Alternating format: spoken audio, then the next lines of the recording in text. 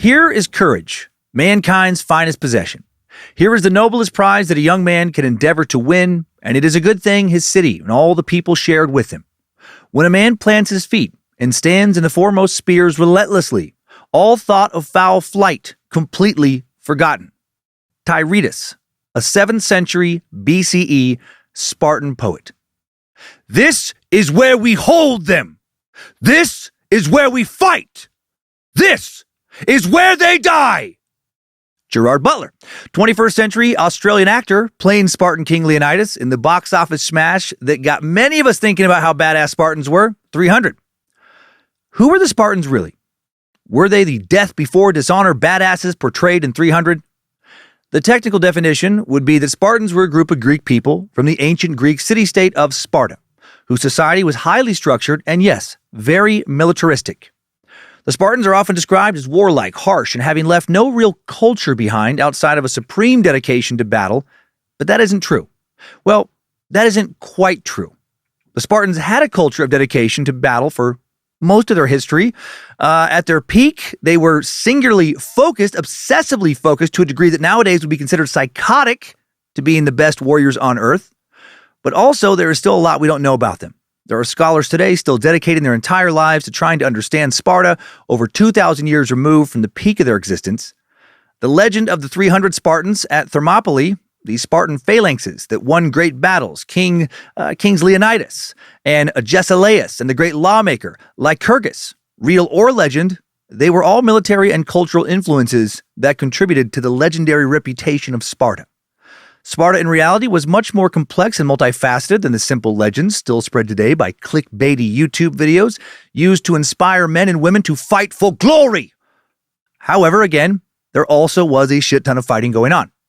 Sparta was a society that lasted well over 1,000 years, a society full of strong military advancement so impressive that at one point the rest of Greece thought their army was invincible. At their height, they were absolutely feared. Sparta was a society that valued equality, for those deemed to be Spartans, at least, but it also enforced such rigid standards upon these Spartans that anyone who deviated from the norm was publicly shamed or even banished. Sparta was a society where women had equal rights, kind of. More rights than many other Greek city-states would afford women at least. The Spartans were both progressive and conservative at the same time. A society where mothers had more rights than most other Greek mothers, but also these same mothers would truly rather see their sons die in battle than come home having fled from battle. Sparta's strict adherence to tradition is often glorified in modern media, and this depiction is based on a surprising amount of truth, and it was what ultimately led to their downfall. The times they were a-changing, though, and the Spartans didn't do enough to change with them. Traditions can be great, the glue that holds a society together, but there's also a lot of truth in the thought of evolve or die. This week, we'll learn who were the Spartans, what were they like compared to the rest of ancient Greece, what was life like as a Spartan, and those living inside Spartan territory whom they deemed to be other. We'll learn about Spartan society, jump into a timeline from their beginning to their downfall, learning about major political and military figures along the way. We'll cover most of their wars, heroes, and battles on this historical, badass, God, these words are hard to pronounce, hold my beer for the glory of Sparta edition of Timesuck. This is Michael McDonald, and you're listening to Timesuck. You're listening to Timesuck.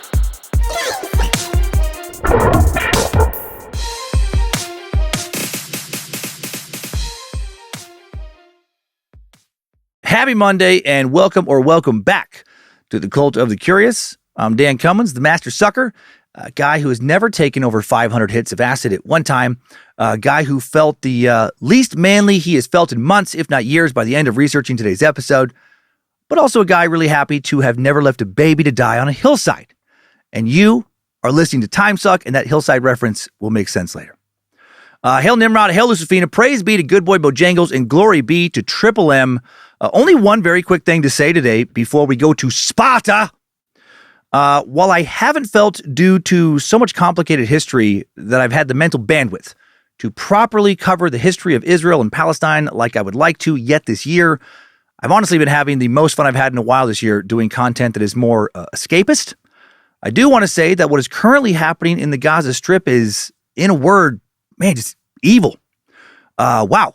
Just in case you somehow haven't heard, maybe are looking for a good cause to support in some way, having more than 1,200 of your own citizens killed by terrorists does not, in my mind, justify killing over 13,000 innocent Palestinian children and putting over 1 million innocent Palestinians in mortal danger via starvation in an ongoing famine and food crisis that was not created by a drought or a natural disaster, but largely by, airstrikes.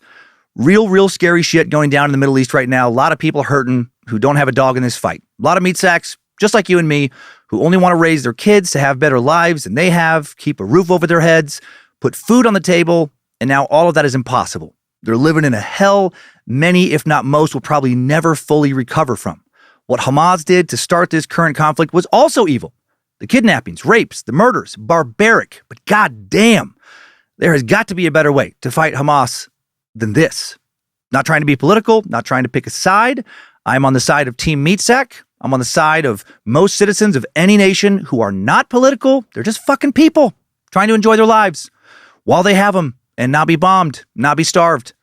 I just have a heavy heart today thinking about all the pain and suffering that sure seems from across the world to be so unnecessary, and I hope this conflict can begin to be fought in a manner more humane, much more humane than this, as soon as humanly possible. Man. And now let's talk about wars that happened a long time ago. Long before any of us were born. Time plus tragedy equals comedy, right? So I think we can feel okay laughing about these tragedies because they did take place a long time ago. Let's go get Greek. Let us venture into the hearts and minds, very unusual minds, of Sparta.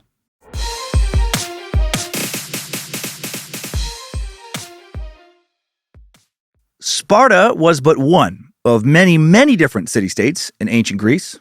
Let's check out the unique landscape they evolved out of. By the 8th century BCE, long time ago, the political boundaries of ancient Greece were composed of many different independent city-states. And this system would last more or less until the Roman Republic crushed Greece in 146 BCE in the Battle of Corinth, after beginning to conquer Greece in 168 BCE, and finishing turning the whole Greek peninsula into a Roman province by 27 BCE. Before this, although the amount of city-states that remained truly independent varied, such as when Alexander the Great's father, Philip II of Macedon, consolidated many of the Greek city-states under his throne, and then his son Alexander conquered even more Greek city-states, there were always some independent Greek city-states. A lot of history sites will say that Alexander and his dad conquered all of Greece. No, they did not. They did not conquer every single city-state. They didn't conquer Sparta, for example. Conquered lands around Sparta, got close, but never took the city itself. The Spartans were past their prime at that point, but still too fucking fierce. In the 4th century BCE, Alexander might not have survived taking Sparta. So what was a city-state? City-states are defined as a political system consisting of an independent city having sovereignty over contiguous territory and serving as the center and leader of a political, economic, and cultural life. The term actually originated in England in the late 1800s, but has been applied to the political structure of ancient Greece, Phoenicia, and Italy, and actually the early part of Rome. City-states were the dominant settlement structures of ancient Greece. Each city-state ruled over, for the most part, not just their city, but over a distinct region around their city, and sometimes over other cities and regions that they colonized. And each had its own culture. In the Greek language, they were called polis. Except for Sparta, each polis had an outer wall for protection from rival city-states. Sparta's more than considerable warriors were their wall. Seriously, that is pretty badass. That was a huge fucking antiquity flex. Wall, and not be able to watch the death march of anyone foolish and suicidal enough to try and fuck with us. Real men do not need walls. Real men are walls. That was very Spartan. City-states typically had a public space with temples and government buildings, often built upon an acropolis, a hill, to signify their importance. A good example of this is the Parthenon, a temple built upon a hill rising above Athens to honor the goddess Athena. The majority of the city-state's population would live within the city walls, especially the most esteemed citizens. The city center would be the hub of all trade, commerce, culture, and politics. And at one point, and I did not know this, I checked it multiple times, I'm like, are you sure? Yeah. At one point, there were over 1,000 different city-states in ancient Greece. No idea there were that many. Many of them, not surprisingly, quite small, not very powerful. The major city-state players in most of ancient Greece's wars and politics were Athens, Sparta. Those generally were the big two. But Corinth, also very big in moments. Thebes as well, Syracuse, Aegina, Rhodes, Argos, Eretria, and Elis. Each city-state ruled itself, functioned like an independent country. And many of them are very different from the rest in regards to their lifestyle and government. Sparta was ruled for most of its history by 2 kings and a council of 28 elders called the Gerousia. The Spartan government's primary focus was, as you could probably guess, killing and or instilling fear in motherfuckers, aka its military. In comparison, the Athenians, Sparta's primary rivals, valued education and art and were governed by democracy. And while Athens did have a powerful army, though often not as powerful as Sparta's, they had a military advantage over Sparta when it came to their navy.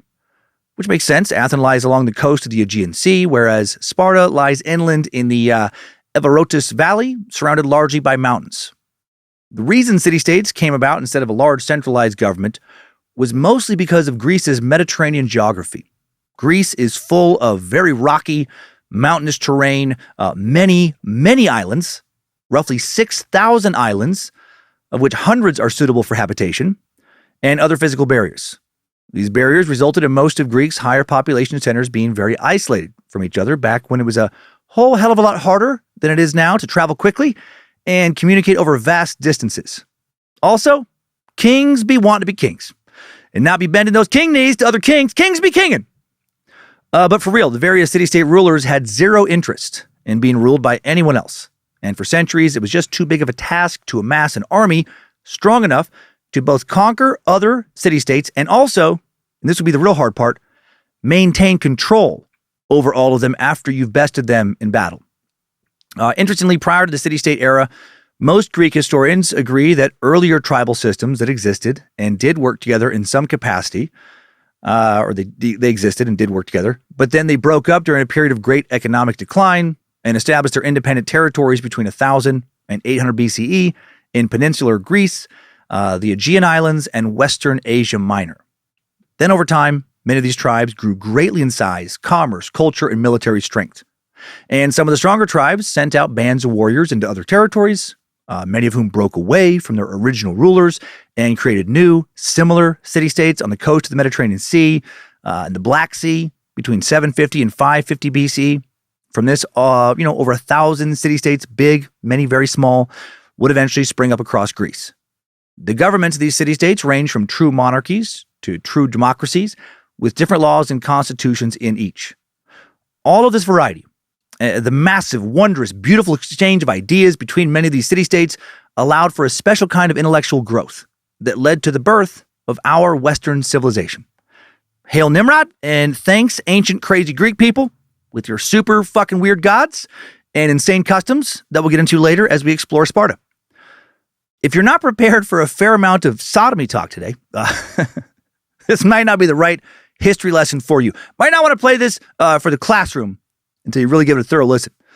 However, while the exchange of so many different ideas was awesome for rapid cultural development, all of these city-states being independent and fighting one another a lot would in time pave the way for Greece to be conquered. Because the city-states could never properly form a permanent union, most were eventually overtaken by the Macedonians, the Persians would do a lot of damage as well, and the Romans would eventually come over and gobble up everything. Rome itself actually began as a city-state, but many of its leaders aggressively pursued expansion, and their neighbors were eventually willing to centralize under an emperor, which led to the end of city-states and the beginning of what would become the Roman Empire. The primary debate within the city-states of ancient Greece revolved around government. Who should do what? Should authority primarily be placed in written laws, a constitution, officials, or individual citizens? Each city-state thought that their way was best. That's the way we meat sacks operate. My way is the best way. And occasionally the government would change drastically within just a few years.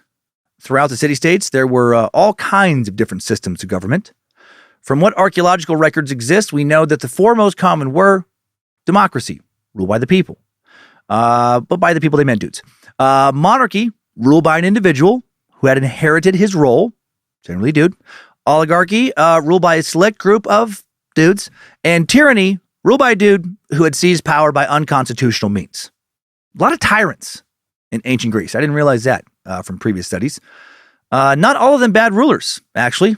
Just dudes who didn't want to wait to be voted into power, or dudes who had to take over to get the throne since they didn't have royal blood. Athens is the most well-documented Greek city-state in terms of government and culture, and is often used as a case study for ancient Greece in general. Athens had a democracy, like as I said earlier, and while the concept and name of democracy and having a constitution as a form of government is said in a lot of sources to have originated in ancient Athens around 508 BCE, democracy as a form of government did exist before Athens in numerous lesser-known city-states. Greek history is complex. It's hard to simplify. It's just easier to say, yeah, Athens is the birthplace of democracy, rather than saying, kind of. It's on a continuum, it's on a spectrum, and then proceed to talk about how recent discoveries have led scholars to believe that many other more primitive democracies may have existed in Phoenician city-states, Mesopotamia, and elsewhere. Few other notable democracies were those in Argos, Syracuse, Rhodes, Erythrae. In these democracies, like in Athens, any male citizen age 18 or older could speak and vote in an assembly. Most people voted by simply raising their hands. Most democracies, the wealthy citizens dominated the political scene. They held private meetings to influence others, fucking lobbyists, buy votes, corruption, intimidate people into voting for their causes. Few democracies had money or property requirements to become a full citizen. Right? Political corruption truly has been around as long as political systems have been around. Money has always talked, and I imagine it always will. In some city-states, during times of emergency, a council would be elected to act as a governing body and make decisions for the entire polis. They had a limited term of office, and their decrees could be challenged in court. Sparta had their Gerousia, that council of 28 elders I mentioned earlier, which were all men over 60, and their 2 kings had designated powers. Monarchies were rare in ancient Greece. In Macedonia and Epirus, rulers shared power with an assembly. Sparta's kings, were monarchs, but not absolute monarchs. The dual kings of Sparta had 2 main roles: military leader and priest. They led the army in battle, which included planning and strategy, also served by leading various religious rites. Sparta also had ephors. 5 ephors were selected by the Gerousia and kept the kings in check during times of peace. They would serve 1-year terms. They had an extensive range of judicial, religious, legislative, and military powers, and could shape Sparta's home and foreign affairs. The kings were given more authority during times of war. The kings were members of the Gerousia themselves, but admitted at a younger age, breaking away from that tradition of having to be over 60, because it was a birthright. They had to be born into a noble line to be selected for kingship. The title was hereditary. Once king, you would rule for life. Unless, of course, you were exiled. Spartan kings were unique for the fact that they could go to trial, and they could be exiled, and some were exiled. The Gerousia advised the kings, voted on political and legal issues in Sparta. Other city-states were ruled by tyrants, as I mentioned, and despite the negative connotations, again, tyrants, not always evil. Something very funny to me about being a fun tyrant. That's George. He's our tyrant. Don't be scared, though. No, he's one of the good tyrants. I mean, sure, he could have you executed at any moment for literally any reason. But also, he does like to be tickled.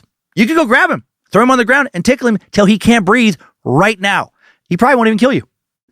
Tyrants, again, simply people who just wanted to take power for themselves and did that. Some of the most notable tyrannies were in Syracuse, Athens at various points, Phaedon, Thessaly, Corinth, and Samos. One interesting fact about Sparta, they never fell under the rule of a tyrant. Oligarchies were almost as common as democracies in ancient Greece. In many examples, the city-state's wealthiest citizens seized power for themselves and made government and military decisions. Sounds right. I'm sure some of our wealthier citizens would love to take over our nation right now and just run shit how they see fit. Actually, I'm sure a lot of us, wealthy or not, would want to do that. Oligarchies could be large or small and varied in the amount of power they had. Athens, Thebes, other city-states had various oligarchies throughout their histories. Oligarchies most commonly occurred when democracies failed.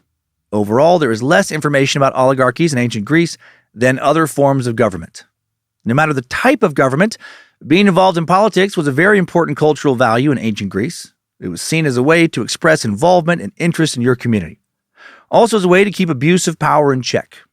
But despite these noble ideals of equality and democracy, the wealthiest citizens were involved in government the most and had the most power, right? Some things truly never change. They had the money and the time, since they already had the money, to be able to participate heavily in politics.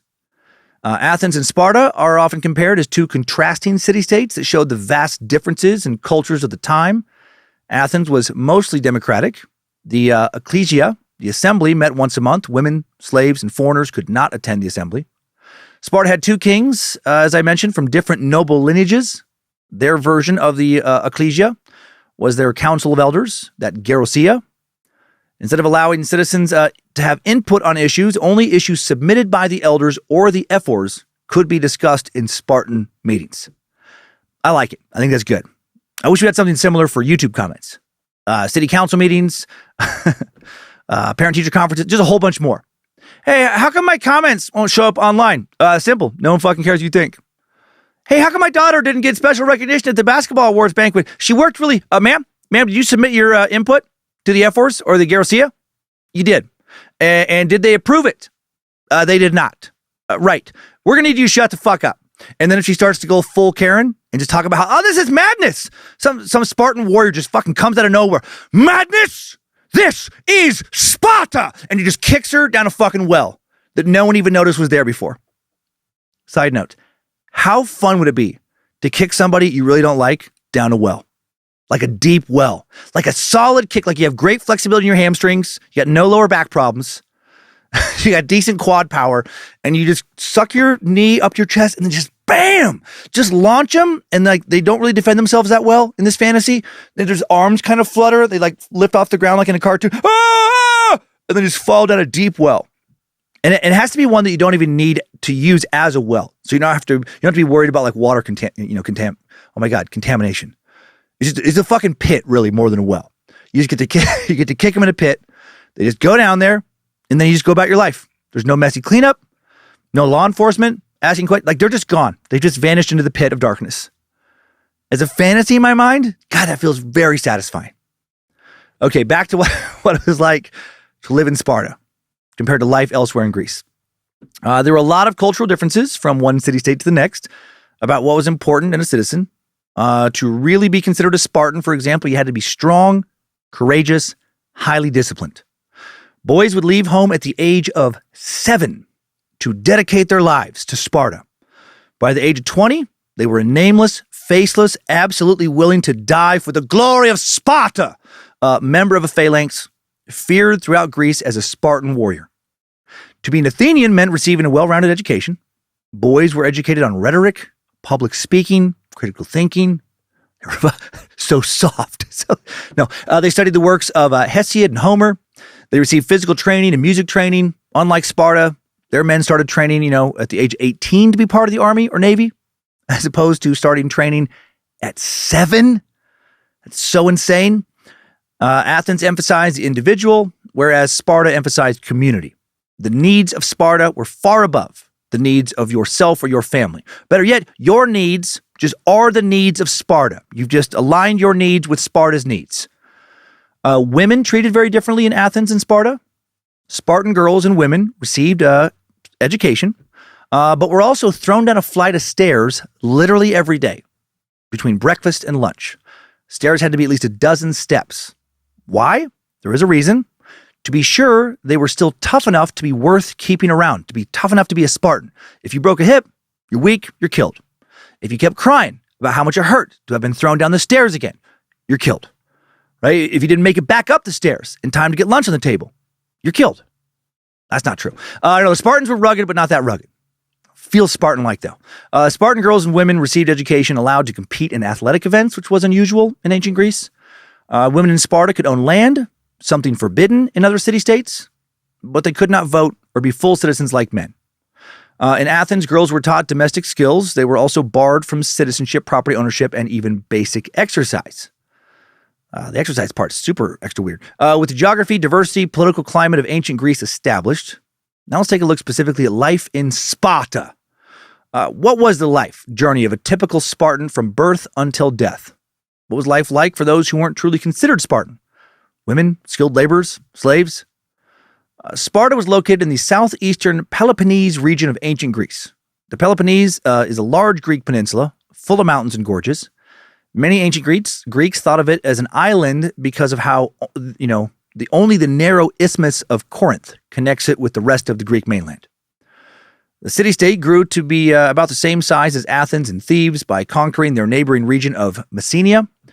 They absorbed the population but did not integrate the Messenians into their society. Not at all. Oh boy. They were, in a word, when it came to how they treated the Messenians, naughty. So naughty. Like the naughtiest bad boys that ever were naughty bad boys. More on that later.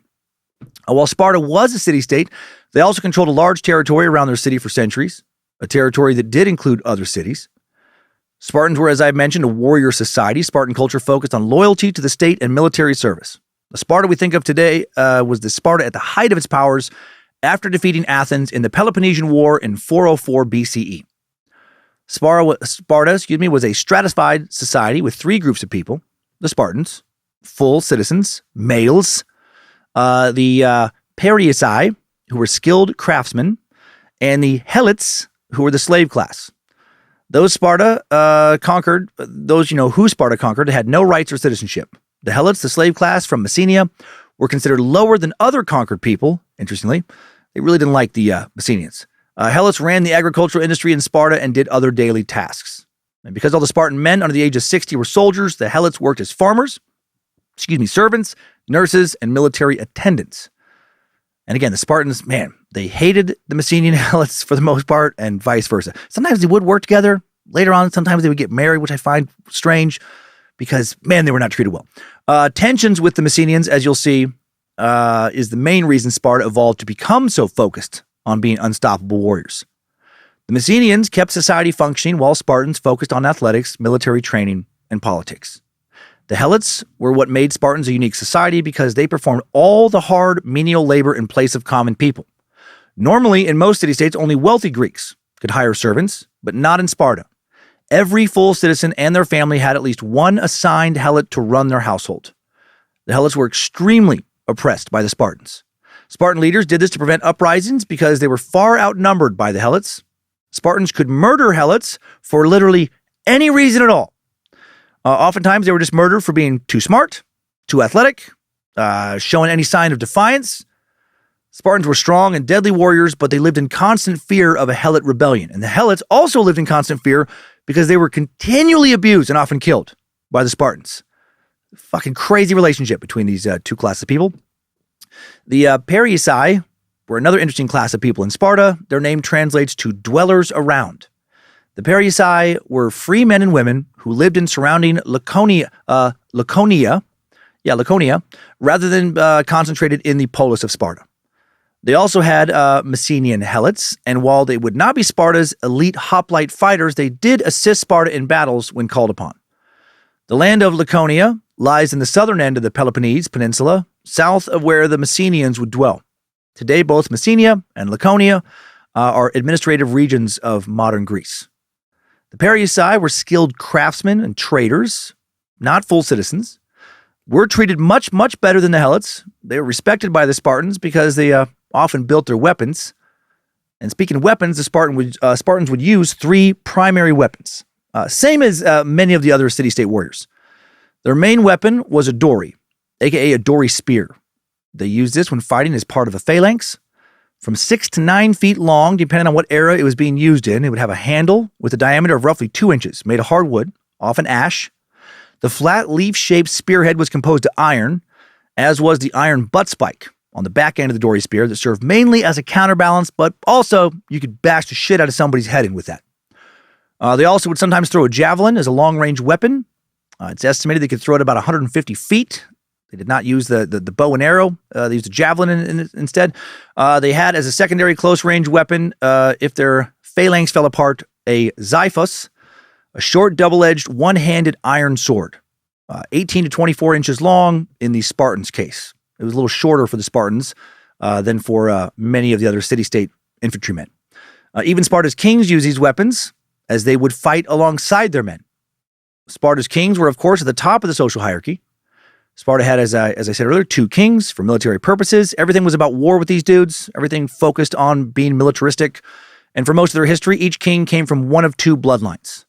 The Euripondid line and the Aegead line. 2 royal families, each producing male heirs for dual thrones. When one king would go out on a military campaign, the other king typically would stay behind to be able to rule the city so they could have some continuity with leadership if one was killed. Pretty smart. The Spartan government, essentially the Gerousia, sponsored boys' education, training, and socialization. Turning Spartan boys into Spartan warriors was one of the primary functions, if not the primary function, of Spartan government. This shit is nuts. At the age of 7, all Spartan boys, with the possible exception of future kings, who could opt out but often did not opt out, went to the Agoge, the infamous Spartan military school / system of training that turned young boys into the type of Spartans we now think of in movies like Zack Snyder's Frank Miller adaptation 300. Spartans! Ready your breakfast and eat hearty, for tonight we dine in hell! Those kind of guys. Life in the Agoge was harsh. Real harsh. And highly disciplined. Boys were turned into fierce and fearless killers who accepted and endured extreme pain as if there was just no other way to live. In Sparta, if you were born a healthy boy, you were going to become a soldier. Unless you were killed at birth, or at the age of 5, because you were found physically, mentally, or emotionally defective. More on that in a little bit. If you were not killed by the state for being less than ideal, you fought. You fought the overwhelming majority of your life. The only option for a Spartan man was to be a soldier. Training began at the age of 7. Required military service would end at the age of 60. 53 years of brutal training and brutal fighting. It's fucking nuts. The government invested a lot of time and money into turning their boys into the best soldiers possible. Boys lived communally to prepare them for army life. They trained for years to become hoplites, armed foot soldiers. At the Agoge, boys participated in violent physical competitions. They were starved, trained to become survivalists. Boys were instructed in reading, writing, rhetoric, poetry, warfare, stealth, hunting, and athletics, but mostly just the warfare, hunting, and athletics. They were also organized into companies that lived together. The 1st century CE Greek priest and historian Plutarch wrote about all this. The boy who excelled in judgment and was most courageous in fighting was made captain of the company. The rest all kept their eyes on him, obeying his orders and submitting to his punishments. So their boyish training was a practice of obedience. The academic education the boys received was elementary. The primary focus, again, athletics, survivalism, murderism, mostly. I know that murderism is not a word, but you get it. They were trained to be, above all, ruthless and formidable killers. Boys would go barefoot, would rarely bathe, were not even allowed to use lotion. Their skin needed to be able to withstand the elements without assistance. They would receive 1 cloak per year, no other clothing, to make them more resistant to both heat and cold. And it does get cold in Sparta. The average low temperature for January and February is 38 degrees Fahrenheit. Not typical barefoot weather, but these kids were left barefoot even in the snow. They had to build their own beds from reeds pulled from riverbanks. As they grew, their exercise requirements would increase. They would have to present themselves to their teachers for routine physique inspections, make sure they were getting, strong enough muscle, getting tougher, as fit as they could possibly be. And if they didn't pass, they were flogged. Even as an adult, you could and would be punished in Sparta for being out of shape. Putting on too many extra pounds could literally get you exiled, just banished. Gwen Shambling from a few weeks ago would love this about Sparta. I don't think she would love much else, but she would love how fit Spartans were. At the age of 12, recruits would be stripped naked except for their red cloak and forced to sleep outside for a while. Get even tougher. No more cushy riverbank reeds, you bougie fuckstick. They were encouraged to scavenge and steal food, but if they got caught, they were flogged. They were not flogged for stealing, they were flogged for getting caught stealing. They were trained to be stealthy. According to Xenophon, a 4th and 5th century BCE Athenian military leader, philosopher, and historian, the primary purpose of this scant diet was to keep the boys exceptionally fit. Like Kyrgyz, legendary 9th century BCE Spartan lawmaker, thought this treatment would actually make boys grow taller. It didn't. They didn't know a whole lot about genetics, nutrition, how it worked back then. Their hunger was good motivation to make them better at stealing and teach them cunningness, good skill on the battlefield. University of Virginia professor J.E. Lendon says about the Agoge, boys were whipped to inculcate respect and obedience. They were ill-clad to make them tough, and they were starved to make them resistant to hunger. Instructors and older men frequently instigated arguments and physical fights among the boys on top of all of this. Boys who were afraid or timid were violently bullied by their peers and instructors. Girls even got in on the hazing. At religious and state ceremonies, they would sing songs about, the young men in the Agoge, usually calling out specific boys by name to shame them for being fucking weak in front of state leaders. Bullying was not looked down on, not looked down upon. There we go. None of it sounds right now. In Sparta at all. In fact, it was encouraged. Bullying was seen as just another tool to harden boys and turn them into hard-fighting men. Tough times for lowly Melvins back in Sparta. Great times for gigachads. No one loved a gigachad more than the Spartans. Also, at the age of 12, boys were expected to engage in ritualized pederasty.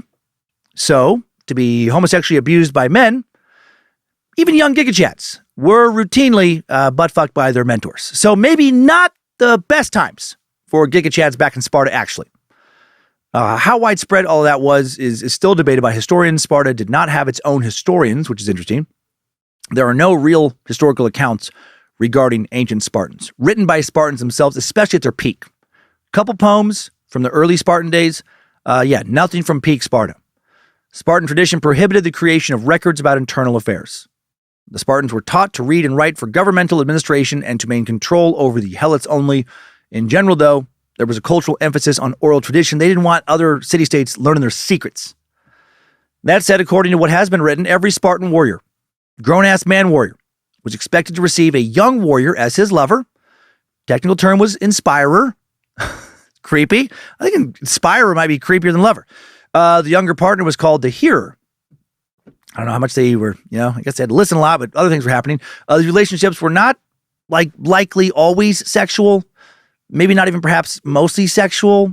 Sex wasn't supposed to be the goal of the relationship, at least not the primary goal. The inspirer was a mentor to the hearer, but it's thought that a lot of young Spartans, in addition to not wearing shoes, sleeping out in the cold, being beaten all the time, sometimes to death, not given enough food, were also, butt fucked quite a bit. Why is butt fuck such a funny way to refer to anal sex, by the way? Way funnier than sodomy. Less harsh than ass fucked. Definitely less harsh and, than like anally raped, which is what was going on here.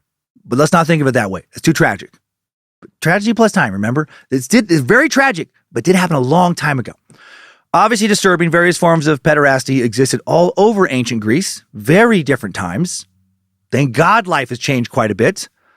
Man, what a deal these kids were getting. My God.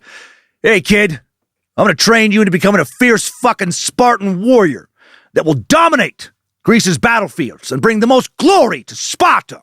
Sound good? Hell yeah. For the glory of Sparta. You got it, kid. Now turn around and bend over. Oh, you going to show me how to defend myself from sneak attacks for the glory of Sparta? No, I'm going to fuck your butt for the glory of Sparta. I'm going to train you to be an amazing warrior, but first, more going to focus on the butt fucking for the glory of Sparta. This mentor program, built around quite a bit of butt fuckings, in some instances wasn't always a kid being mentored by an adult. Sometimes an adult warrior could be mentor sodomized by someone more powerful than himself. One famous example of this kind of relationship was 5th century BCE Spartan military leader, General Lysander, and Spartan king Agesilaus, younger son of King Archidamus II. Lysander was in his mid-20s when he became Agesilaus' protege. Agesilaus was considered one of the most eligible hearer candidates. This relationship boosted Lysander's status. Also, maybe made it hard for him to sit down. Sometimes, I'm guessing. Not sure what kind of sweet lubes they were working with back then. Hopefully at least some olive oil, but I don't know for sure. They didn't write that down. Now let's take a little sodomy break. Talk about how Sparta was unique and that it valued collectivism, but encouraged individual greatness through athletics. Agoge students competed in various contests of endurance. Some of these contests included foot races and wrestling, naked wrestling. All the mentoring probably made them real good at, making sure they ended up on top when it came to naked wrestling. One contest involved two teams trying to kick each other off an island. by any means possible, including kicking, biting, punching, gouging till there's fucking eyes out if it came to that. Again, sometimes, people would die, in the Agoge through their training rituals and contests. What a fun contest for the glory of Sparta. And again, all this was done in the name of creating super soldiers, of weeding out the weak. The Spartans valued producing the most fit and athletic warriors possible because they valued military dominance, again, above all else. Included in that dominance was dominating the slaves that greatly outnumbered the Spartans in their own territory. The ratio varied over the centuries, but it's thought that the Helots outnumbered Spartans by as much as 20 to 1. The majority of the population of Sparta, between 65 and 85%, typically was enslaved Helots. And again, they hated the Spartans, I assume, who continually abused them. So the asshole Spartans had to work real hard to keep the upper hand on them. These Spartans, not nearly as noble as they seem like in 300. That movie hits a little different. It hits a little different when you think about how all those badass warriors had tons of slaves they continually abused, sometimes just killed for funsies or whatever, and about how a good deal of them, likely got butt-fucked by their mentors as young boys and then proceeded to butt-fuck their own boy proteges. Sorry, I did say we were going to take a sodomy break. Apologies. An extreme focus on physical fitness existed in Sparta, which was nice when it came to all the... I said I was done. In addition to soldiers, boys in training and women and girls often went nude to show off their physiques and shame anyone who did not meet the Spartan standard. Body shaming was a big thing in Sparta. If you have trouble with if you can't handle body shaming, you'd fucking just die of sadness in probably a day, 2 days tops if you got sent back to Sparta. This physical culture was also viewed as a form of preventative medicine. The Greeks correctly believed physical activity could help one recover from illness and weakness and help you not get, sick. Healthier soldiers equaled better soldiers, more consistently effective. Healthier women believed to produce stronger, healthier babies, and probably also have a higher pain tolerance and be able to withstand their own constant, still on break. The Athenian military general and historian Thucydides wrote in the 5th century BCE, the Spartans were the first to strip naked and to disrobe openly and anoint themselves in oil after playing sports. So he's throwing some shade at Spartans there. Those fucking Spartans. They're always naked. Spartans, when they did wear clothes, dressed modestly. All of them. They weren't really wealthy Spartans and poor Spartans. It wasn't like a class divide. They all lived fairly communistic, really. Lycurgus, Sparta's legendary lawgiver, added to Sparta's constitution a provision in the 8th century BC banning the circulation and possession of gold, silver, or other precious metals as a means of transacting business, replacing them with an iron currency, variously reported as being in the form of discs or bars. And Plutarch wrote that the new currency was made from iron that had been quenched in a vinegar bath after being raised to red heat, thereby rendering it too brittle for use in making tools or weapons. And the new iron money, besides being intrinsically useless, bulky and hard to transport. This action was seen by Plutarch as a way of isolating Sparta from outside trade, stimulating the development of its internal arts and crafts so as to prevent foreign influences and the decadence of markets. This encumbering currency also rid Sparta of every crime in which the theft of hard currency was the objective. This would help keep Sparta isolated, which was a good thing when it came to keeping the Spartan way of life going. Towards the end of their culture, when Sparta starts to interact more and more with the outside world, more and more Spartans realize, hey, wait a minute, you weren't also beaten and starved and fucked when you were taken away from your family at the age of 7? Wait a minute, maybe our way is not the best way. And again, this their currency restrictions was to avoid wealth building also. They did not have like a wealthy class of aristocrats and then the poor class. It was just all samesies for Spartan citizens, pretty much. Back to peak athleticism. The Spartans held a variety of competitions to celebrate physical dominance. One annual and very insane competition we know about was the Dimastagosis. What began as a religious ritual to test the boys' bravery and pain tolerance eventually became some weird kind of blood sport. Some boys would be instructed to steal cheese. Yep, cheese. From the sanctuary of Artemis or Thea. Artemis, the Greek goddess of the hunt, also the moon, wild nature, and chastity. Boys had to evade armed guards, who typically were just fellow Agoge trainees. So while one group of boys was instructed to take as much cheese as possible, the other group was instructed to not let those fuckers steal any cheese under any circumstances. Cue violent hand-to-hand kid combat and a bunch of cheese for some reason. Cheese part's never really explained. If they were caught stealing, boys were flogged in front of the altar at the sanctuary of Artemis or Thea. And that practice became so popular, these little kids getting fucking whipped, that by 300 BCE, the Spartans made an amphitheater so tourists could travel to watch little boys get beat. That's nothing weird about that at all. Just head down to the amphitheater, watch some little boys get whipped. Probably enjoy some tasty-ass cheese we didn't have to fight anyone for the glory of Sparta. Oh, boy. According to several sources, the boys liked to be watched getting whipped. Whipping was a test of courage and stoicism. Boys look forward to the public display of their fortitude. Thank you, sir. May I have another? Is that all you got, sir? Harder, sir. I've been roughly butt-fucked so many times I've lost most of the feeling in my back, sir.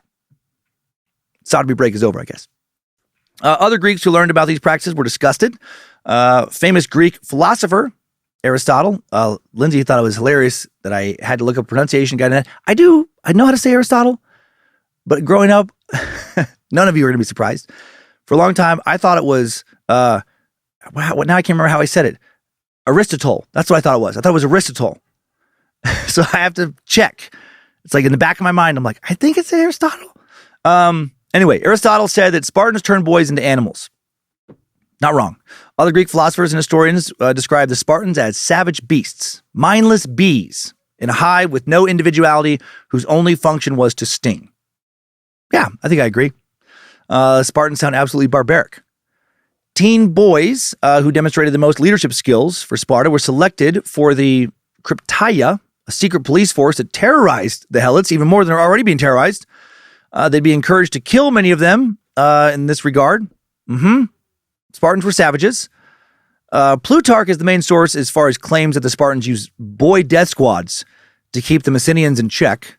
He wrote, the magistrates from time to time sent out into the country at large the most discreet of the young warriors, equipped only with daggers and such supplies as were necessary. In the daytime, they scattered into obscure and out-of-the-way places, where they hid themselves and lay quiet. But in the night, they came down into the highways and killed every helot whom they caught. It's like a horror movie. The hell? It's like the most fucked up version of hide and seek. Life sucked for the Messenian helots. I have to think they often must have fled the lands of Sparta to try and live just anywhere else. Historians debate if this Krypteia was real or not, but even if it wasn't, just the rumor of a young boy or young man in a death squad. Some sources say members of these squads were between 21 and 30 years old. Some say younger. Probably enough to further scare the poor helots into submission. At the age of 20, boys would graduate from the Agoge and become soldiers. Passing the Agoge was critical to get into the messes and become full citizens and soldiers. The messes were these communal dining halls that were only for Spartan citizens, right? These men. Men were expected to contribute a certain amount of labor to the mess, keep up their physical training. It was very communal. The Spartan city-state feels a lot like a cult. Real military training began at age 20. The Agoge was meant to toughen men up, make them compliant members of society. By graduation, young men could run, fight, carry heavy objects, endure all kinds of weather. They knew how to function as part of a group, to be obedient, of singular purpose. Now more advanced weapon and battle training began and continued most often until the, soldier died in battle. Soldiers were on active duty again until the age of 60. After graduating the Agoge, the men entered a syssitia, military-style mess, one of the messes I mentioned already, where citizens would gather for public meals. Men had to spend most of their time in the messes when they were not training for battle. Think of big college dorms, where the students never fucking studied, but always fought. Even after graduation, entry was not guaranteed into one of these messes. Agoge graduates had to be voted in by existing members of the mess. If you didn't get in, you were publicly humiliated, excluded, and effectively banished from Sparta. If you did get voted in, you were given land and slaves to support you and your family. You became a homioi, an equal and elite warrior. One interesting purpose of the messes was to prevent civil conflict by mixing generations and enforcing equality amongst everyone. Sparta discouraged flaunting wealth even when it came to food. Rations were always bland and, quote, slightly sufficient, according to one ancient author. This was again because Spartans were devoted to fitness and a proper diet. If anyone was overweight, publicly ridiculed, risk of banishment. A common dish at these messes, you can find recipes for this online now, was this nasty-ass looking soup, like the nastiest. It was made largely out of pig's blood and vinegar, and it was just called black soup. It looks just rancid. The Spartans would drink wine with every meal, but not much. Big no-no to get drunk, because they did view drunkenness as very shameful. right? If you get drunk, you cannot fight as effectively. Everything's about fighting. 7th century BC poem from the Spartan poet Alcman illustrates how Spartans emphasized equality among the classes. And I will give you a tripod bowl. It has not been over a fire yet, but soon it will be full of soup. The kind that Alcman, who eats everything, loves hot after the solstice. He doesn't eat any confections, but seeks common available food, just like the people do. Did I mention they didn't have a lot of good poets? Maybe it's better in Greek. I doubt it. New graduates began training to fight in the phalanx formation. The phalanx formation was the military formation of ancient Greece. Consisted of a tightly packed rectangular formation of heavily armed infantry, hoplites. Think the 300 if you've seen it, or any other movies about ancient Greece. Standing shoulder to shoulder, several rows deep, moving in rhythm with one another. Each man's roughly 30-pound large shield made of wood, leather, and bronze, protecting not only him, but the men to his side. Think a living tank, right? The soldiers would advance slowly towards the opposing army in a tight formation, fending off missile blows with their shields. Once close enough to strike, their dories stabbing out from behind the shields and retreating back behind them rhythmically over and over. The Spartan hoplites worked as a close-knit unit, the best in ancient Greece, and they coordinated mass maneuvers perfectly. No soldier was superior to another. Spartans all wore the classic Greek uniform, a bronze helmet, breastplate, ankle guards, in addition to their round bronze shields, spears, swords, and occasionally some javelins. Spartan men kept their hair long, wore bright red cloaks just to fill in the picture. In addition to peak physical fitness and indifference to pain and suffering, superior organization was a hallmark of Spartan soldiers. The phalanxes spent hours a day perfecting training deals, which gave them an edge over other armies. Hoplites practiced to music in what they called rhythmic drills or war music. This helped them with their coordination as a group. In most ancient Greece, hoplites were not professional soldiers. They were farmers, random citizens who volunteered or were conscripted, forced to fight in wars as needed. Sparta's hoplites knew nothing but being soldiers and were therefore highly skilled and trained, specialists. Hoplites almost always fought in a phalanx, 7 to 8 men deep and up to 50 men across. All soldiers had to trust each other completely, because if your neighbor left you behind or ran, you'd be exposed to the enemy and the whole formation would now be endangered. Dropping your shield was considered the ultimate disgrace because half of your shield was meant for your neighbor's protection. Supposedly a common saying for Spartan mothers said to their sons when they would leave for battle was, "Come back with your shield or on it." That was not just a random Hollywood line from 300. Basically, only drop your shield if you are fucking dead. Win or die trying.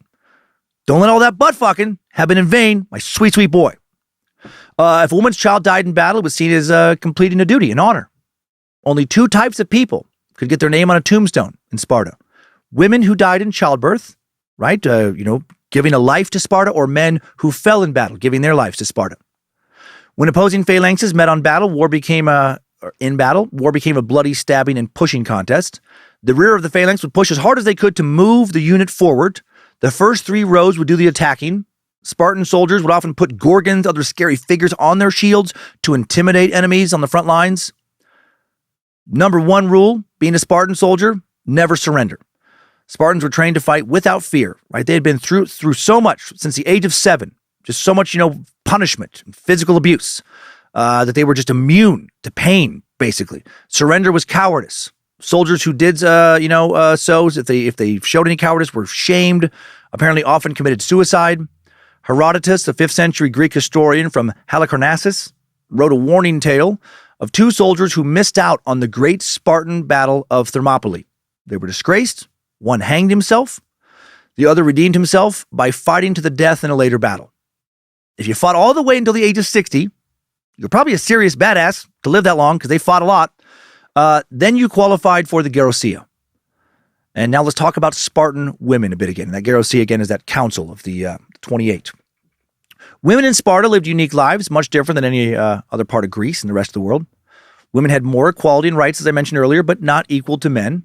Women were encouraged to be independent-minded and deep thinkers. They were educated in their homes, and apparently were not frequently beaten and butt-fucked, which probably allowed greater focus on their studies, I would imagine. I just think if you're trying to study for a test, getting butt-fucked while you're studying is a dead giveaway that you're not going to ace it. Dead giveaway. Dead giveaway. My neighbor got big testicles because We see this dude every day. Every day. We eat ribs with this dude. I just really miss hitting that button. Girls, unlike boys, grew up with their parents and went through a rigorous educational program from a young age. Something seen as scandalous in many of the other city-states was that Spartan women were allowed to participate in athletic competitions, as I mentioned. They did so for personal enjoyment, but also to impress the men and just be physically stronger. Spartan men valued a woman who was strong and athletic. Women competed in javelin throwing, discus throwing, wrestling, gymnastics, singing, and dancing competitions as well. Women learned horse riding, carriage driving, chariot racing. Spartan women even competed in chariot racing in the Olympic Games. In the 5th century BCE, Spartan princess Cyniska was the first woman to win a wreath at the Olympics. Beat a bunch of dudes. Spartan general Pausanias reported she was exceedingly ambitious to succeed at the Olympic Games and was the first woman to breed horses and the first to win an Olympic victory. Again, the primary purpose of women competing to get strong enough to bear a lot of children, strong children, and not die while doing so. Pump out as many badass Spartan sociopathic warriors as possible for the glory of Sparta. Spartan women could also own property, not the norm for women in a Greek city-state. Because of the poor, lowly helots, they also didn't have to maintain the daily tasks of a household, which meant no cooking, no cleaning, no sewing. Marriage was very important in Spartan culture because the state pressured families to produce as many male children as possible. We got to get those soldiers. They wanted to have a good stock of soldiers because men died often in battle. Men who delayed marriage were publicly shamed, while men who fathered many children were rewarded. Men generally did not marry until past the age of 30. Before then, it was all fight, fight, fight, fight, fight. They couldn't move out of the barracks until the age of 30. If they got married before that, they were not allowed to live with their family until they were 30. Most marriages were arranged by a woman's parents, and women were occasionally, if not often, forced into marriages. While men were encouraged to marry at 30, women were encouraged to marry at 20. Marriage was viewed as a means to conceive a boy that would become a new soldier, as I mentioned. Citizens were told to assess the health and fitness of their potential partner before getting married. If a Spartan man could not give a woman a child, she was expected to seek out another man to impregnate her. Sometimes the husbands themselves would seek out another man to impregnate their wife. Whew, man, that would really suck to be like a Spartan with erectile dysfunction. And then, to do your duty, get your wife pregnant, you start thinking about, God, who do I know? Who do I know who could impregnate her? And the one dick for sure works in Sparta is your mentors, because of all the butt fucking you guys did. And now that butt fucker is fucking your wife. Especially tough times for Spartan cucks. Older bachelors abstaining from sex were seen as neglecting their duty and were publicly shamed at gatherings and festivals. Why don't you fucking get out there? What do you mean? Just hanging out at home. Also very tough times for gay Spartans. Almost impossible to avoid getting in some vagina that they found repulsive. Women were allowed to have multiple sexual partners with the consent of their husband. This was mainly because of Sparta's low citizen population for most of their history. Women encouraged to do anything it took to kick out healthy Spartan boys. Get to fucking. Helus Fina. An emphasis on healthy, son. Why was Sparta's citizen population so low? Well, for one, all the male citizens are soldiers, which, really ratchets up your mortality rate. Also, though, they killed a shitload of their babies. Infanticide was a common occurrence in Sparta, and it was organized, ordered, and carried out by the state. All new babies had to be brought before a few members of the Gerousia to be examined for physical or mental defects. Those who did not pass the test were killed. According to ancient historian Plutarch, well-built and sturdy children lived, but the ill-born babies were tossed into a chasm at the foot of Mount Taygetos. He wrote, the father does not have the right to raise the offspring, but he must take it to the place called Lache, where the elders of the same tribe, sitting as judges, closely examine the child. If he is strong and of sound body, they command that he be raised, and they assign him an allotment of land from the 9,000 plots. If he is ill-born and misshapen, they throw him into the pit at the place called Apothete, below Mount Taygetos, as it is better neither for him nor for the city to remain alive, as from the beginning he does not have a good start towards becoming healthy and strong. Good God. Just yeeting babies into a pit. They didn't really get into that in 300, unless I forgot that part of the movie where they're just fucking tossing babies in a hole. That account is generally considered a myth, but not by much.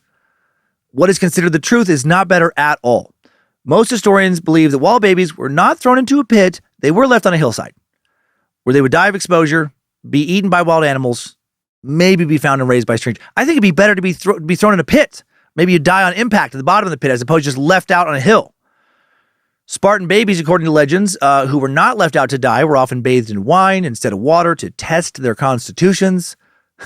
They were also ignored whenever they cried and commanded never to fear darkness or solitude. Stop fearing darkness, baby!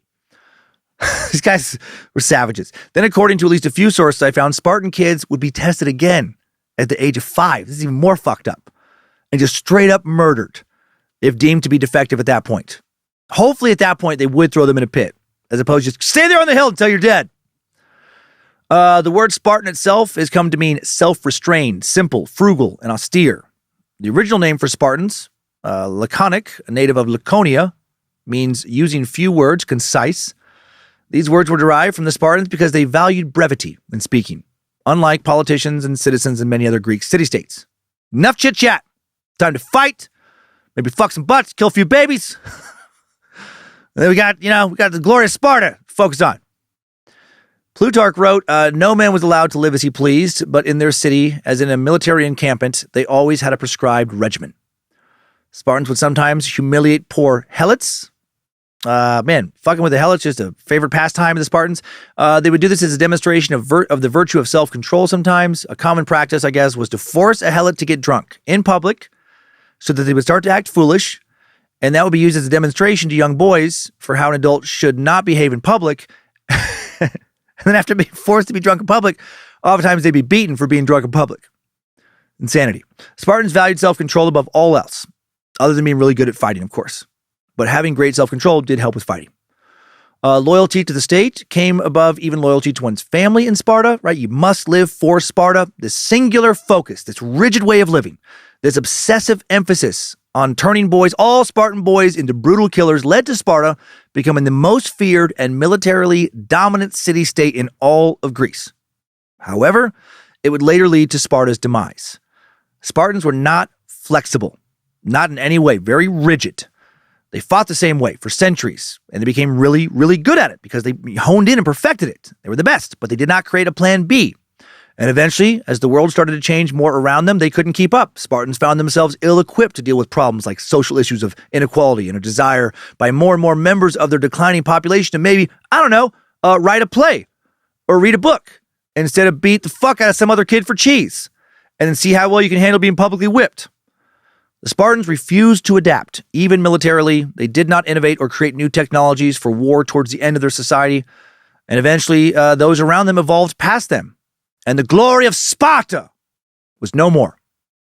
Now let's learn about these crazy buttfuckers some more. Take a look at the timeline of Sparta from its beginning to its end. Strap on those boots, soldier. We're marching down a Timesuck timeline.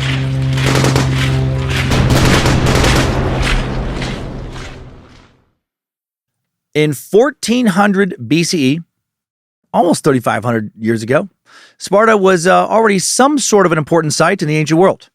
In 2015, archaeologists dug up a 10-room palace containing ancient records written in a script called Linear B. The palace was found 7.5 miles from the city center of ancient Sparta. The archaeologists found murals, cup with a bull's head, bronze swords. According to their estimates, the palace burned down in the 14th century BCE. They could not find the ruins of the city that surrounded this ancient palace, making the palace quite a mystery. Historians have no idea how or if people continued living in the area after the palace that would have been the center of their government burned down. Research suggests, likely would have been the center, a 3-century drought affected Greece at the time, may have helped in bringing about this fire. During this ancient drought, most civilization on the Peloponnese disappeared, and much of Greece was overtaken by a sort of dark age. Eventually, new people from northern Greece moved to the south over the centuries to live on the Peloponnese, marking a new beginning for Sparta. Sometime around 1000 BCE, the early Iron Age, 4 villages with really fucked up names that I'm not going to try and say because there's no pronunciation guides, came together to form the beginnings of Sparta. These 4 villages joined near what would become Sparta's Acropolis, and the city was located in the fertile Eurotas Valley. The villagers had plenty of food and water access. The name Sparta comes from a verb meaning to sow, suggesting farming origins for the later uber-militaristic people. They built a Menelaean temple to honor the original king of the area, and new neighboring cities started popping up during this period of renewal. In 900 BCE, the origins of Sparta as we know it began. Sparta lies on the banks of the Eurotas River. The area was very safe, naturally fortified by mountains and hills. That, along with a fertile river valley, was a perfect location for the formation of a Greek city-state, right? Easy irrigation. You got fish right there. You got pretty good weather, good soil. Sparta first began with a rigid oligarchic constitution. 2 kings were established as lifetime rulers. Sparta claimed their 2 kings were descendants of Heracles, son of Zeus, a demigod with superhuman strength. Heracles became the ultimate symbol of masculine power and bravery, very fitting for Sparta. Heracles, better known here in the U.S. as Hercules.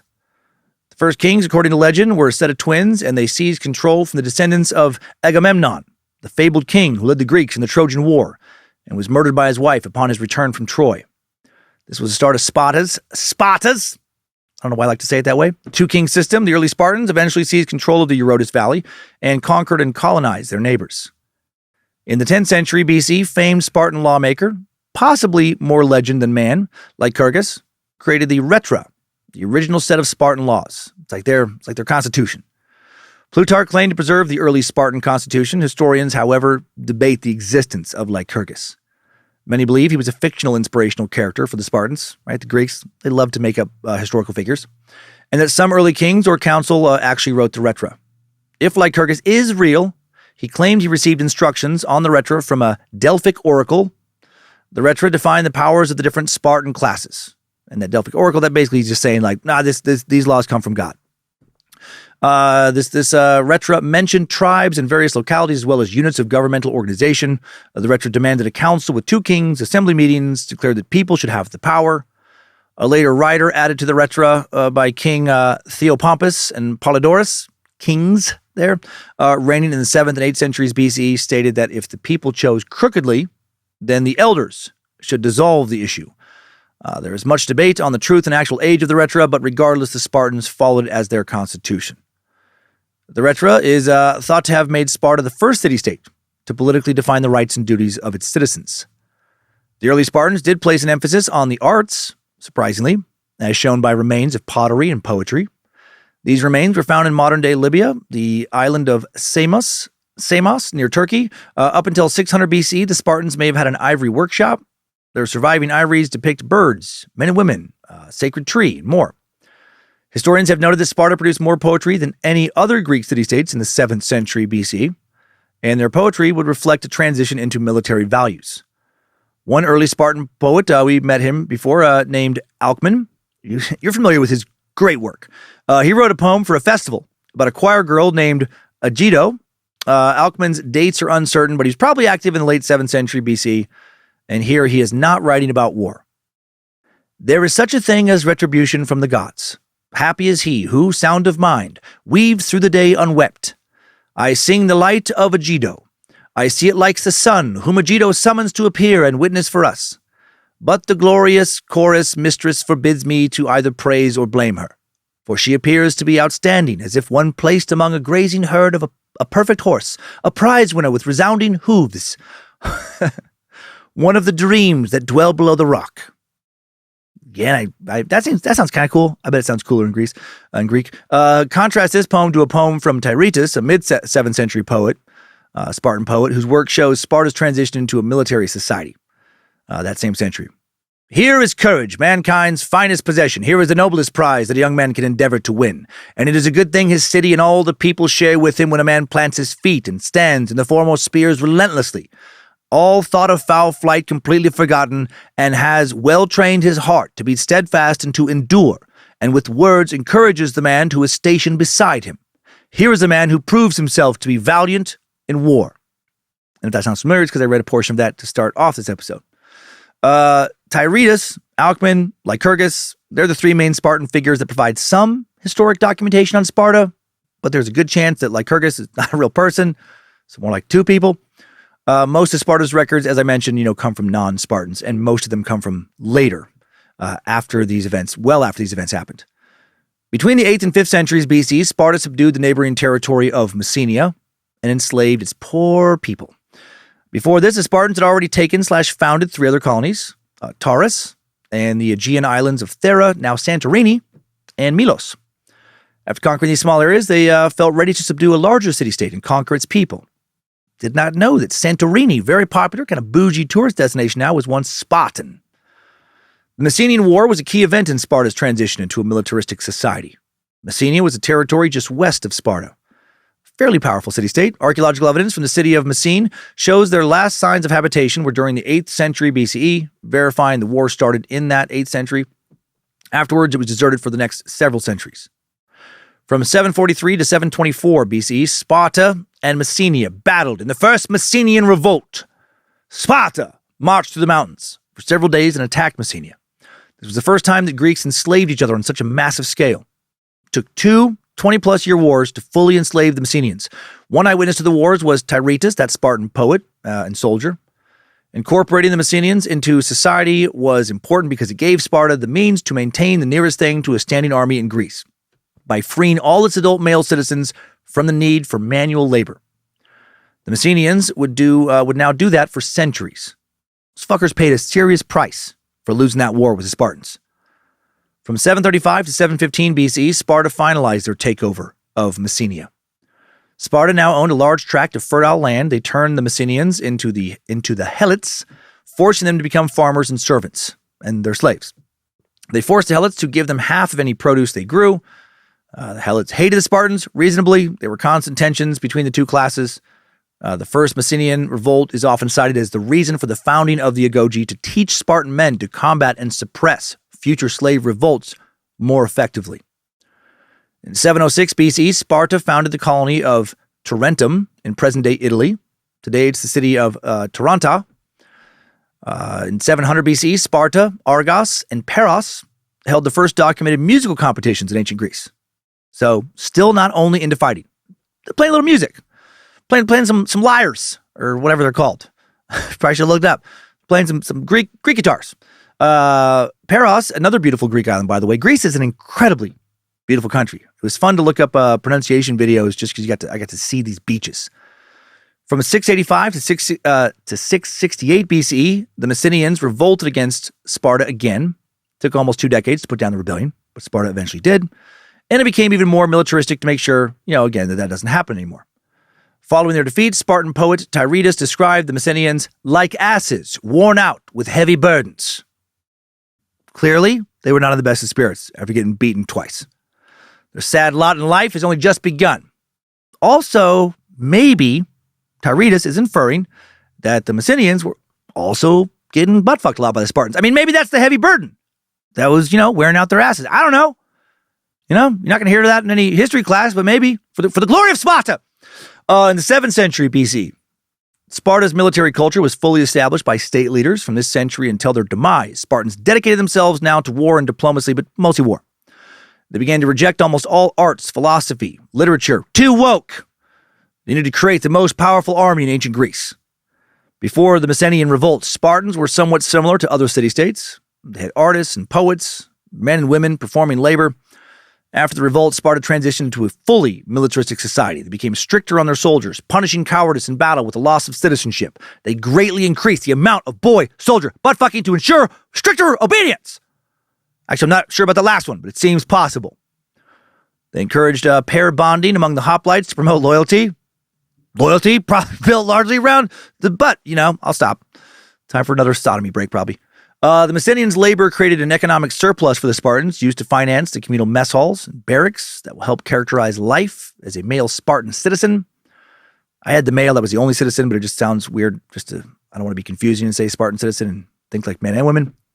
Spartan society becomes more and more focused on strict order and discipline now. Spartans feared another Messenian revolt, wanted to be ready for combat at all times. Enslaving the Messenians changed the entire structure of Spartan life and allowed them to become a military superpower. After the revolts, all the land and artifacts from Messenia were given to Spartans to combat the natural response to human greed, to avoid their own civil war. Spartan leaders decided to transfer the values of a phalanx to their society, uniformity, equality, discipline. No one gets to have too much shit. Right? They're inspired by Lycurgus to create their own utopia of a perfectly disciplined society. A cultural revolution takes place. Sparta sets out to train the best hoplite warriors in the world, and they turn their Acropolis into a military training camp. By around 600 BC, Sparta controls most of the Peloponnese. They started to extend their control into Arcadia in the central and eastern part of the Peloponnese Peninsula. Instead of only using brute force, Sparta also tried their hand at diplomacy around 600 BCE. They claimed they had the bones of Orestes, son of Agamemnon. They also claimed that the Spartans were successors to the line of Atreus, father of Agamemnon, an Achaean king. This helped Sparta form an alliance with the ancient Akkadian city of Tegea, an important religious center mentioned by Homer in the Iliad, which led to them getting a whole network of alliances that they would use to form the Peloponnesian League. They had an alliance now. Sparta expected full military reciprocity from their allies, and in exchange for this, they went to various city-states and deposed a number of tyrants with their military might. Lasting from 550 to 336 BCE, the Peloponnesian League was an alliance between Sparta, Corinth, Elis, and Tegea. This established Spartan dominance over the Peloponnese. Also in 550, King Cyrus II, aka Cyrus the Great, founds the first Persian Empire.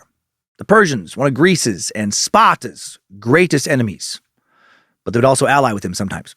Within this large time frame, several key events took place that would shape the history of ancient Greece. In 545 BCE, Sparta took control of Thyrea and its fertile farmland, best in the peninsula, from Argos. 525 BCE, Sparta and Corinth made an unsuccessful attack on Polycrates.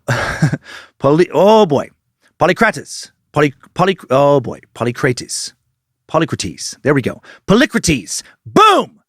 Fucking Polycrates. Said it a million times. If I've said it once, I've said it a million times. Polycrates. Say it every day of Samos. Polycrates was a powerful tyrant who defended his island home with a powerful navy. You know all about Polycrates. I'm sure most of you talk about Polycrates on the daily. In 506 BC, Sparta and the Peloponnesian League allies invaded Attica, the countryside around the powerful city-state of Athens, but don't go into Athens. From 494 to 493 BC, Spartan forces under King Cleomenes I attacked the city of Argos after a 50-year peace treaty between the two powers ended. A Spartan oracle had proclaimed that the Spartans would capture Argos. One of the most important Spartan kings, Cleomenes, was instrumental in organizing the Greek resistance against the Persian Empire. That's going around this time. However, despite slaughtering 6,000 Argive hoplites in a battle outside the city of Argos, Cleomenes does not take Argos. And when he gets home, he's actually put on trial by the Gerousia, accused of bribery, right? That's why he didn't conquer the city. You were bribed, but he was acquitted. Cleomenes said that since he did capture a sacred grove of trees outside of Argos that is also called Argos, the oracle's prophecy had been fulfilled because the grove in the city had the same name. I love it. Love that a battle was fought because of some ancient con artist oracle had a fucking prophecy, and love that this guy found a loophole to fulfill it. Guys, I totally did it. 100%. Did I capture Argos? Yeah. I thought you were talking about the trees. Whole time. I wish you would have said city. I wish you would have been more specific, but you weren't. From 492 to 449 BC, Sparta and most of Greece fight in the Greco-Persian Wars. Sparta initially did not want to be involved in this massive war, but when the Persians threatened their allies in Ionia, they felt they had to get involved. The Greeks there had sent an emissary to Sparta to beg for help. They initially refused, but did send a warning to Persian King Cyrus to leave Greece alone or else. Persians, of course, did not listen. King Darius I invades parts of Greece, 492 BC, the Athenian forces pushing back at the Battle of Marathon, 490 BC. Greek force of roughly 10,000 Athenian hoplites smashingly defeats roughly 25,000 Persians without Spartan support. They're pretty formidable too. And they didn't even have to fucking take kids from the age of 7 and, torture them until they were an adult to win that battle. Darius died in a later battle in 486 BC, and his son Xerxes I continued the war. Allegedly, the Spartans consulted an oracle to decide if they now should join the war or not. The oracle was a woman possessed by the priest at Delphi. The oracle, dressed in virgin's clothes, very likely took hallucinogens, and relayed her predictions to whoever requested the message. The messages were almost always ambiguous because this is fucking insane. It's probably gibberish. But the oracle at Delphi foretold that either Sparta would be destroyed by the Persians or one of its kings must die. Accepting this fate, Sparta officially joins the war. Both kings probably kind of nervous now. 490 BCE, Leonidas becomes one of Sparta's two kings after Cleomenes I dies. And yes, that Leonidas, played by Gerard Butler in 300, "This is where we hold them. This is where we fight. This is where they die." He'd make history, become a legendary Spartan hero. 480 BC, big year in Spartan's history. The Greco-Persian War is ongoing. Xerxes invades Greece again in 480 BC this year. The Persians crossed Hellespont, a narrow strait between the Aegean and Black Seas, and moved south. The Spartan army, led by King Leonidas, forms an anti-Persian coalition between Sparta and Athens, working with their enemy. This coalition would fight at Thermopylae, a key battle in the Greco-Persian War immortalized in history, revisited in 300. The Battle of Thermopylae, did I say Thermopylae earlier? It's Thermopylae, was led by King Leonidas and other Greek allies, greatly outnumbered. They held back the Persians, led by Xerxes, for 3 days. And a small force of Spartan soldiers really did stay behind to fight to the death against the Persian army, the much, much, much larger Persian army. And that made Sparta legendary for their prowess, tenacity, gave them the status of having the best army in all of Greece. Thermopylae contained a narrow passage, and Leonidas and his men blocked that passage to stop Xerxes' advance.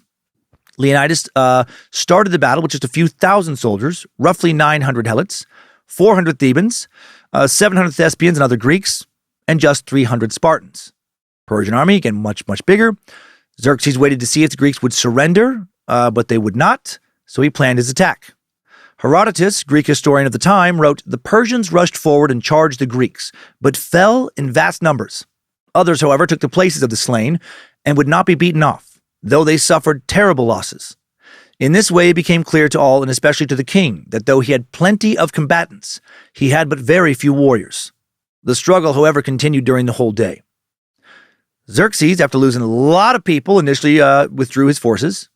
He next sent in a unit he really did call, just like 300, the Immortals. 10,000 elite infantrymen, sent them after the Greeks. Right from the movie, that's that scene. "They are the hunters of men's souls. They cannot be killed or defeated. Not these Immortals." And that's when Leonidas said, "Immortals, we'll put their name to the test." And the Greeks, led by Leonidas and his men, the 300, fucking butchered them. If Herodotus is to be believed, the Spartans and a couple thousand Greeks fighting with them, but really just 300 at the end, would kill approximately 20,000 Persians. Herodotus wrote the Lacedaemonians, which is another way of saying the Spartans, much harder way, fought in a way worthy of note, and showed themselves far more skillful in fight than their adversaries, often turning their backs and making as though they were all flying away, on which the barbarians would rush after them with much noise and shouting, when the Spartans at their approach would wheel round and face their pursuers, in this way destroying vast numbers of the enemy. And so disciplined, so fearless. What ended the battle was when a Greek traitor showed Xerxes a different pass through Thermopylae. And that really sucks, that if some fucking traitor wouldn't have shown him a different way, those 300 might have actually held off the entire Persian force. Later that day, the Persians outmaneuvered the Greeks, attacked them from both sides. They didn't have the numbers to handle that. The Greeks outnumbered, at least 40-1. Herodotus claimed the Persian army was 1.5 million men. He greatly exaggerated numbers a lot. Historians estimate closer to 300. Many of Leonidas' troops withdrew, and so did many of the Greeks that had been fighting with him, but 300 Spartans did stay behind to fight, knowing it was likely to the death. Leonidas, one of those 300. The king and his men made a final stand, and it was written, fell fighting bravely, together with many other famous Spartans. The Persians killed all the Spartans and the Helots they brought along. Then they moved south and sacked Athens, almost breaking into the Peloponnese. Why did Leonidas stay and fight, almost certainly knowing he would die? For one thing, that was the Spartan way. Death before surrender. Come back with your shield or on it. Also, the Oracle of Delphi, said Sparta would be destroyed by the Persians, or one of its kings must die. Perhaps he believed that by sacrificing himself, he was saving his people. For the glory of Sparta! And that is incredibly badass, and I would say that battle is what most people think of when they think of Spartans.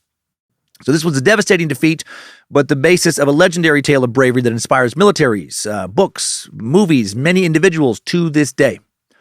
Also, when emissaries were sent by Xerxes to Sparta to ask them to submit, right before this all happened, they really did toss those fuckers into a well. So it was pretty similar to the scene of the guy getting kicked into the well. The Greeks then fought in the Battle of Salamis, Athenians and more Spartans working together to defeat the Persians. Salamis was important because it did stop the Persian advance. The Persians lost 200 to 300 ships in this battle and an unknown amount of men compared to the Greeks losing 40 ships. Xerxes went home, but left his army behind. 479 BCE, Xerxes' forces are defeated by the Greeks at the Battle of Plataea now. This ended Persian imperial ambitions in Greece. This was a big Greek and Spartan victory. Sparta, heavily involved in the fighting. If again, Herodotus is to be believed, probably not, but it sounds cool, Greeks slaughtered 257,000 Persian forces and lost, if you can believe him, 159 men. I'm guessing his math was a wee bit off, but the Greeks did win decisively, it is believed. And no city-state sent more hoplites into this battle than Sparta. They sent in 10,000 elite warriors. 478 BC, Sparta withdrew from the Greek alliance against Persia. No more fighting alongside Athens for now, you fuckers. Probably going to fight you soon. 464, a massive earthquake brings destruction and chaos to Sparta. And the Messenians use that as an opportunity to start another revolt and will be punished mightily. This revolt was suppressed savagely. Untold number of Messenians are butchered. From 460 to 446 BC, Athens, Sparta, their allies fight each other in the First Peloponnesian War. Although they were allied to fight the Persians, not that long ago, now they're back to fighting each other. Peloponnesian War made Sparta powerful, also signaled the end of the golden age of Greece, when Athens was the most powerful city-state.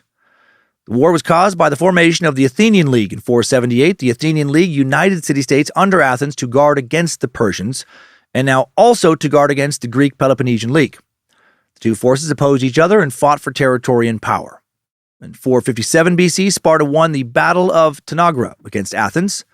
445 BC, the First Peloponnesian War between Sparta and Athens ends with a 30 years treaty. Two sides agreed to stop fighting for, 30 years, but the peace won't last that long. Only lasts until 437. Then in 444 BC, future Spartan king Agesilaus II is born. He'll reign over Sparta from 399 to 369 and command Sparta through their period of Spartan supremacy from 404 to 371 BCE. 437 BC, tensions rise again between the Athenian and Peloponnesian Leagues. Civil war in the city-state of Epidamnos led to Corinth becoming involved. Sparta, as their ally, was brought into the fight. Corinth's enemy, Corcyra, today the Greek island of Corfu, targeted Epidamnos and seized it in a sea battle. 433 BC, tensions rise higher. Corcyra asked for Athens' support and said that a conflict with Sparta was inevitable. Corinth fought Athens at the Battle of Sivota. Sparta didn't want to enter the war, but Corinth convinced them. Sparta sent over 3 delegations to negotiate a new treaty, but Athens rejected. Quite the balls to reject these fuckers. 432 BC, Sparta declares that Athens broke the 30-year peace treaty and began preparing for more war. So many wars. One source I came across said that the Spartans loved to be fighting in war. Like they loved it more than when they were at peace. Partially because their grueling training regiments were relaxed during times of battle. And it was actually less brutal for them to fight in a war than it was for them to train for fighting in a war, which is insane. From 431 to 404 BC, Athens, Sparta, their allies, fight in the Second Peloponnesian War. This war was between the Athenian League and the Peloponnesian League. Almost every city-state in Greece was involved. Thebes, a key player, sided with Sparta against Athens. First 10 years of the war are sometimes called the Archidemian War, named after the Spartan king Archidamus I. Sparta spread a propaganda slogan around this time, freedom for the Greeks. They claimed they wanted to liberate all of Greece from Athens, but they really wanted to seize power for themselves. 430 BC, Sparta sieged Athens' city walls. At the same time, a plague killed many Athenians inside the walls, including their leader, Pericles. Exact identity of the disease uncertain. Typhus, typhoid fever seemed to be the lead suspects. 429 BC, Peloponnesian forces led by Sparta began the siege of Plataea. After the attacks from Sparta, Athens fortified their port of Piraeus to reduce the width of harbor entrances. 427, Plataea falls to Sparta after a 2-year siege. Spartan king Agoge II ascends to the throne. 425, Sparta suffers a devastating loss against Athens at the Battle of Sphacteria. It's a fun word. This battle was important because 120 Spartans surrendered after being stranded on the island of Sphacteria, something unheard of in Spartan history. Thucydides wrote, "Nothing that happened in the war surprised the Hellenes so much as this. It was the opinion that no force or famine could make the Jesus Christ. Lacedaemonians, which is the Spartans, give up their arms, but that they would fight on as they could and die with them in their hands." So this is a huge morale boost for the Athenians. Over the next 18 years, a lot of little battles are fought back and forth between the Athenians, the Spartans. Then in 407 BCE, another big dick Spartan, recently promoted, will break the backs of the Athenians and reestablish Spartan dominance. 407 BC, Lysander defeats the Athenian fleet at Nautium. This victory won the war for Sparta, which was surprising to all because it was a sea battle. Sparta had never been a Greek naval powerhouse like Athens long was. The Athenians had the naval advantage, but Lysander was recently promoted to commander of Sparta's navy, and he convinced the Persian prince Cyrus to give him money to build up his fleet. Weird fact about Lysander is he was actually half Helot, but it qualified for the Agoge and proved himself to be one of the most cunning trainees. Lysander befriended Persian King Cyrus and convinced him to give money to Sparta. Spartan's fleet salary increased 25% overnight. All the mercenaries and freelance oarsmen working in Athens got word of the higher pay that the Spartans were now dishing out and switched sides. So pretty smart little move there. Lysander started building up the navy, fought with the Athenian navy in a sea battle at Aegospotami. He refused to engage directly and surprised them and cut off their grain supply from the Crimea, from Port Piraeus in Athens. Sparta now had the power, and Athens had to concede to their terms. 404 BC, the Second Peloponnesian War finally comes to an end. Sparta was, once again, the most powerful city-state in all of Greece. For the glory of Sparta, commence celebratory butt-fucking or something. Lysander's terms of defeat for Athens were tear down the city walls, confine their activities to Attica, the land around Athens, and submit to the rule of the 30 tyrants. And that ended democracy in Athens for some time. In the 4th century BC, Athens-born military leader and historian Xenophon wrote, "The Peloponnesians with great enthusiasm began to tear down the walls to the music of flute girls, thinking that the day was the beginning of freedom from Greece." I like flute girl, by the way, it's hyphenated. I mean, it's just a translation. But I like just to think that there's a class of people just known as flute girls. Well, who is that over there? That's a flute girl. Oh, so that's a girl. It's yeah, technically it's a girl, but really it's a flute girl. All she does is flute. Just flute and girl, they're just the same package. You can't remove one without really destroying the other. Sparta's collaborators took over the city and settled some scores with old enemies. So a lot of Athenian nobles died. Lysander was so proud of himself, he created a monument of himself being crowned by Poseidon. And that flashy display, not looked upon as a good thing back in Sparta, marked a decline in Lysander's public reputation. It's like, easy, buddy. We're fucking fierce, but we're humble in showy ways. Many historians consider the Peloponnesian Wars the most significant event in ancient Greek history. They involved almost all of Greece, shifted the balance of power from the Athenian League to the Peloponnesian League, most of it recorded by Thucydides, his historical accounts considered one of the finest works of ancient history. 400 BC now, Sparta, on top of its game, experiences some political turmoil. More oracle bullshit. An oracle now predicts a greater power struggle and references a crippled kingship. King Aegeus was dead, and there were two candidates competing for the throne, half-brothers, Leotychidus and Agesilaus, who we met earlier.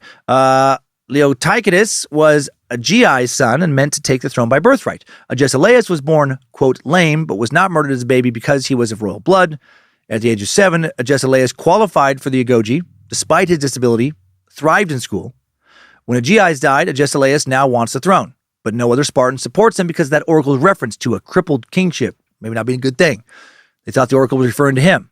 But Lysander sweeps in, reminds the Spartans that Alcibiades, an Athenian politician and general, had an affair with King Aegeus' wife. Leotychidus, therefore, was not a legitimate king. Support now shift from Leotychidus to Agesilaus, and he's crowned king, and he is King Agesilaus II. The next 30 years will be known as the years of Agesilaus. Glad I get to say that word so many times. From 396 to 387 BC, all of Greece was involved in yet another war, the Corinthian War. This war restored democracy in Athens and renewed hostile feelings towards Sparta. Much of it took place in Corinthian territory, hence the name. War was fought by Sparta versus the coalition of Athens, assisted by Persia. Sparta was angering the Greek city-states because they were now trying to expand their territory. To this end, they were trying to take Syracuse, a colony of Corinth. Thebes was particularly at risk of being overtaken by Sparta, so they were extra ready to join a movement to kick the shit out of them. By 396 BC, everyone was looking for a fight, and Sparta was not quite as ready for it as they had been in years past. All the years of journeys into other city-states showed Spartan soldiers how other soldiers lived, often a life of riches, pleasure, not being beaten and butt-fucked a whole bunch, and now there was a bit of grumbling amongst the ranks. What? Wait a minute. Some people eat good food? Not everyone kills a whole bunch of their babies? My whole life has been wasted. Agesilaus, led by example, lived a simple Spartan lifestyle, but not enough to inspire his men. Lysander had earned more respect than Agesilaus for his military victories, and now these two start experiencing some tension. When Lysander makes a recommendation, Agesilaus will do the opposite. He wants to publicly shame Lysander and his influence. Over time, he makes it so no one wants to be associated with Lysander. And their relationship will come to a turbulent end over dinner one evening years later. Lysander will leave Sparta, visit an oracle, so many oracle visits. He'll make plans to spread word of a false prophecy to uproot Agesilaus' power and create chaos amongst the ranks, but then dies in a battle before his plot can take place. His final papers detailed an elected kingship system that would change Sparta's political world. When Agesilaus found out about the plot, he was going to read the speech to mock Lysander, read it to the people. But then an elder warned him, maybe you should bury it. Maybe you should never let anyone see it. He thought the speech against him was actually too persuasive. That would have been pretty funny if he would have read Lysander's speech to mock it, and it just colossally backfires, and he gets deposed. This idiot, he's going to change things so that he's going to change so many things.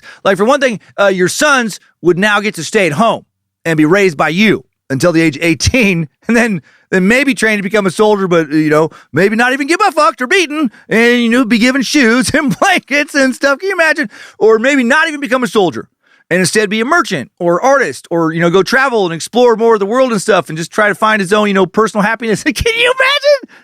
How stupid. Actually, that sounds much better than what we have. No. Yeah. Okay. Yeah. But he's also going to get rid of the kingship the way we do. And he's going to stop killing babies. And, and maybe even eventually lead to a democracy where you guys all get to say, can you imagine? Yes, we can. This actually sounds much better. This is much better than our shitty lives. Anyway, backing up before Lysander died. I don't know why that guy became British at the end. During the Corinthian War, Sparta won 2 land battles against Athens and their allies. However, they suffered a devastating defeat at sea by an Athenian and Persian fleet. Sparta did win the war, but only when the Persians were convinced to switch sides. And now they got to help them back later. Now they're in the Persians' debt. King Agesilaus II now involves Sparta in Persian civil wars in Asia Minor, right? Part of his dealings with the Persians. Then he returns from Asia, fights in 2 battles of the Corinthian War. 396 BC, King Agesilaus II campaigns in Ionia. The 390s marked an expansion period for Sparta. They're doing great. They conducted many campaigns in Greece and Asia. Agesilaus persuaded the Gerousia to grant him power of supreme command in Asia. He became just a second Spartan commander to go that far east, and in 395, the first king to be in charge of both the army and the navy. In 395 BC, Lysander is killed by Theban forces in battle, though. Big military loss for Sparta. In 392 BC, King Agesilaus offers peace terms at a conference, but Artaxerxes, the first of Persia, and the other city-states decided to continue fighting to keep their land gains. 387 BC, Sparta attacks the port of Piraeus again. The Spartans under Infanticide blocked the Hellespont with the help of Persia and Dionysius of Syracuse, and they starved Athens into submission. That's a tough way to go. 386 BC, Sparta, Athens, Persia all signed the Peace of Infanticide, or the King's Peace, specified that Asia was to belong to the king of Persia and the Greek cities, including the islands, could be autonomous. Sparta is recognized as a champion of peace for one time only. Still on top for the glory of Sparta. Until Cytus, a Spartan diplomat, soldier, and relative of King Agesilaus, continued his success by leading Sparta in the 382 occupation of the Theban citadel of Cadmea. But then a big blow to Sparta internally followed, big plot to overthrow the government. Plot failed, but the thought that a lot of people were against Sparta's government was concerning.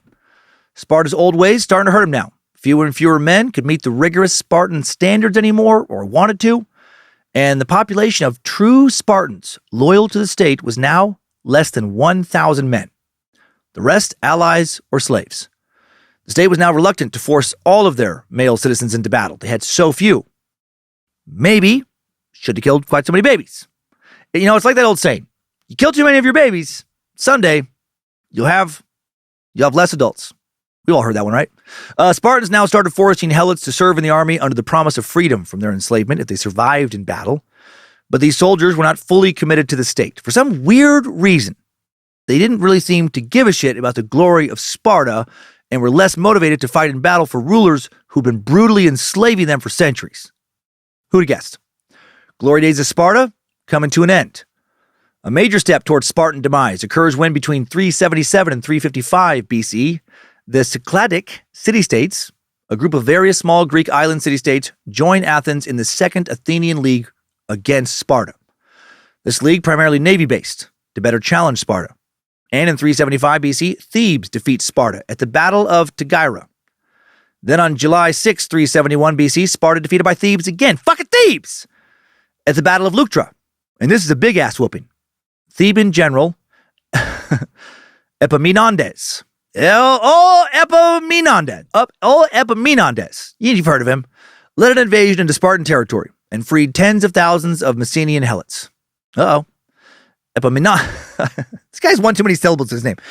Epaminondas, the Theban statesman and military leader, will end Spartans' dominance forever, or Sparta's, and alters the balance of power among city-states.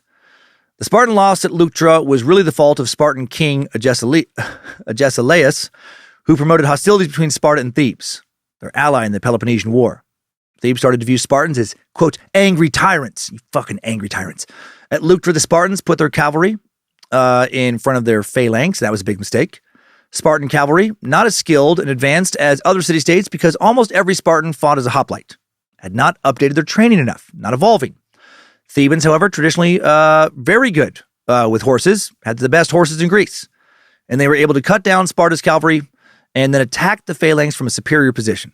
Spartan king Cleombrotus the first was fighting in the phalanx as was tradition for Spartan kings and struck down and carried out of battle by soldiers. Then other military commanders killed right after him. Allegedly, Epaminondas saw this and yelled, I wish I had a better name! No, he yelled, grant me one step, and we will have the victory. And then he got his one step. He and his men pushed the Spartans back without their leaders to command them. Some Spartans fled. Wasn't like the good old days anymore, right? These aren't the same old Spartans. They're not as committed. They're not getting butt-fucked anymore, and they've gotten soft. Up to 4,000 Spartans died that day, and Thebes may have lost as little as 50 men. Thebes immediately marched south to garner support from surrounding communities. They continued their march to deliver the biggest blow possible to Sparta, freeing more and more Messenians, taking away the majority of Sparta's labor force.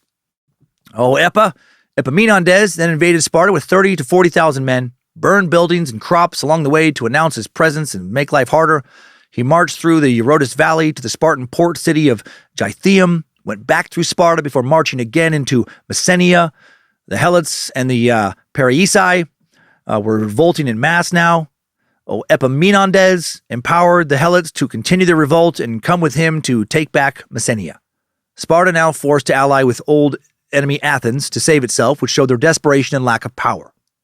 Thebes worked in Messenia from 370 to 369 to free more Messenians, reestablish their city-state. Sparta will never fully recover from the massive loss of soldiers and slave labor. A restored Messenia now became the outward and very visible sign of Sparta's humiliation. Right? They lost control of their slaves. They can't just murder them willy-nilly anymore. Can't get them drunk and mock them and beat them. Can't send young murder squads out to hunt for them for sport. Sparta is unrecognizable. Sparta ceased to exist as a feared city-state and now just limped along as a second-rate power for a few final centuries. From 371 to 271 BC, Sparta goes into a period of significant decline. For the first time in history, Sparta begins constructing city walls. They no longer have their wall of men. During this century of decline, Spartan king Agoge IV and Cleomenes III attempted to increase Sparta's power. They canceled debts, redistributed land, allowed foreigners and non-citizens to become Spartans, right? Increased the citizen population to about 4,000. I picture them just, like going to other cities with little signs like, come talk to me about Sparta. They're just desperate. Ultimately, Cleomenes III was forced to yield to the Achaean League, though, and then the Achaeans would fall to Rome. 366 BC, most of Sparta's Peloponnesian League allies have defected. 362, Sparta fought against Thebes and Athens at the Battle of Mantinea. Old Epa was fucking killed, thank God. Tired of saying his crazy-ass name. Epaminondas, rest in peace.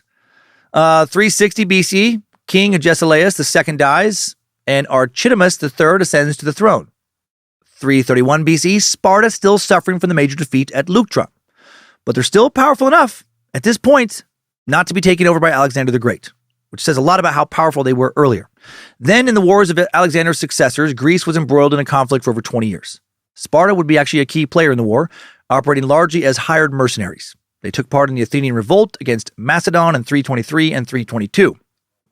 315, Sparta seized control back of Messenia, when Cassandra of Macedon intervened in the Peloponnese, but then they soon lost their old slave territory again. In 300 BCE, King Archidamus IV draws Sparta directly into the wars of the successors. Before this, again, Spartans acting as mercenaries.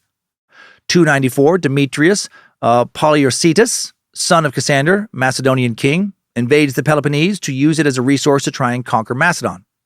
Spartan king Archidamus IV meets him in battle and loses. 700 Spartans die, including Archidamus. 281 BC, King Arius rules Sparta, and he is considered one of Sparta's last true kings. In an attempt to adapt to the times, he transforms Sparta further away from the singularly focused militaristic heights. For the first time in centuries, under his rule, prominent artists are again found in Sparta, likely attracted by the sponsorship of Arius, paying them, who probably built the first theater in the city as well. Arius, also known as the king who first minted coins in Sparta, no more clunky iron discs and bars. King Arius will fight in numerous battles. He'll win some, lose others, and then die in battle in 265 BCE, and Sparta will fall farther. Jumping to 207 now, the Spartans defeated at Mantinea. 4,000 Spartans are killed, and Nabis, the last independent Spartan king, assumes power. And he is described in various ancient sources as being a huge douchebag. Not their exact words, but not revered. He was a tyrant, not a good one. He dissolved the Gerousia and the Ephors. He ruled alone. No second king. There was no balance to his power. Nabis tortured, exiled his Spartan opponents, forced their wives to marry helots, many of whom he had freed so he could have more people be loyal to him.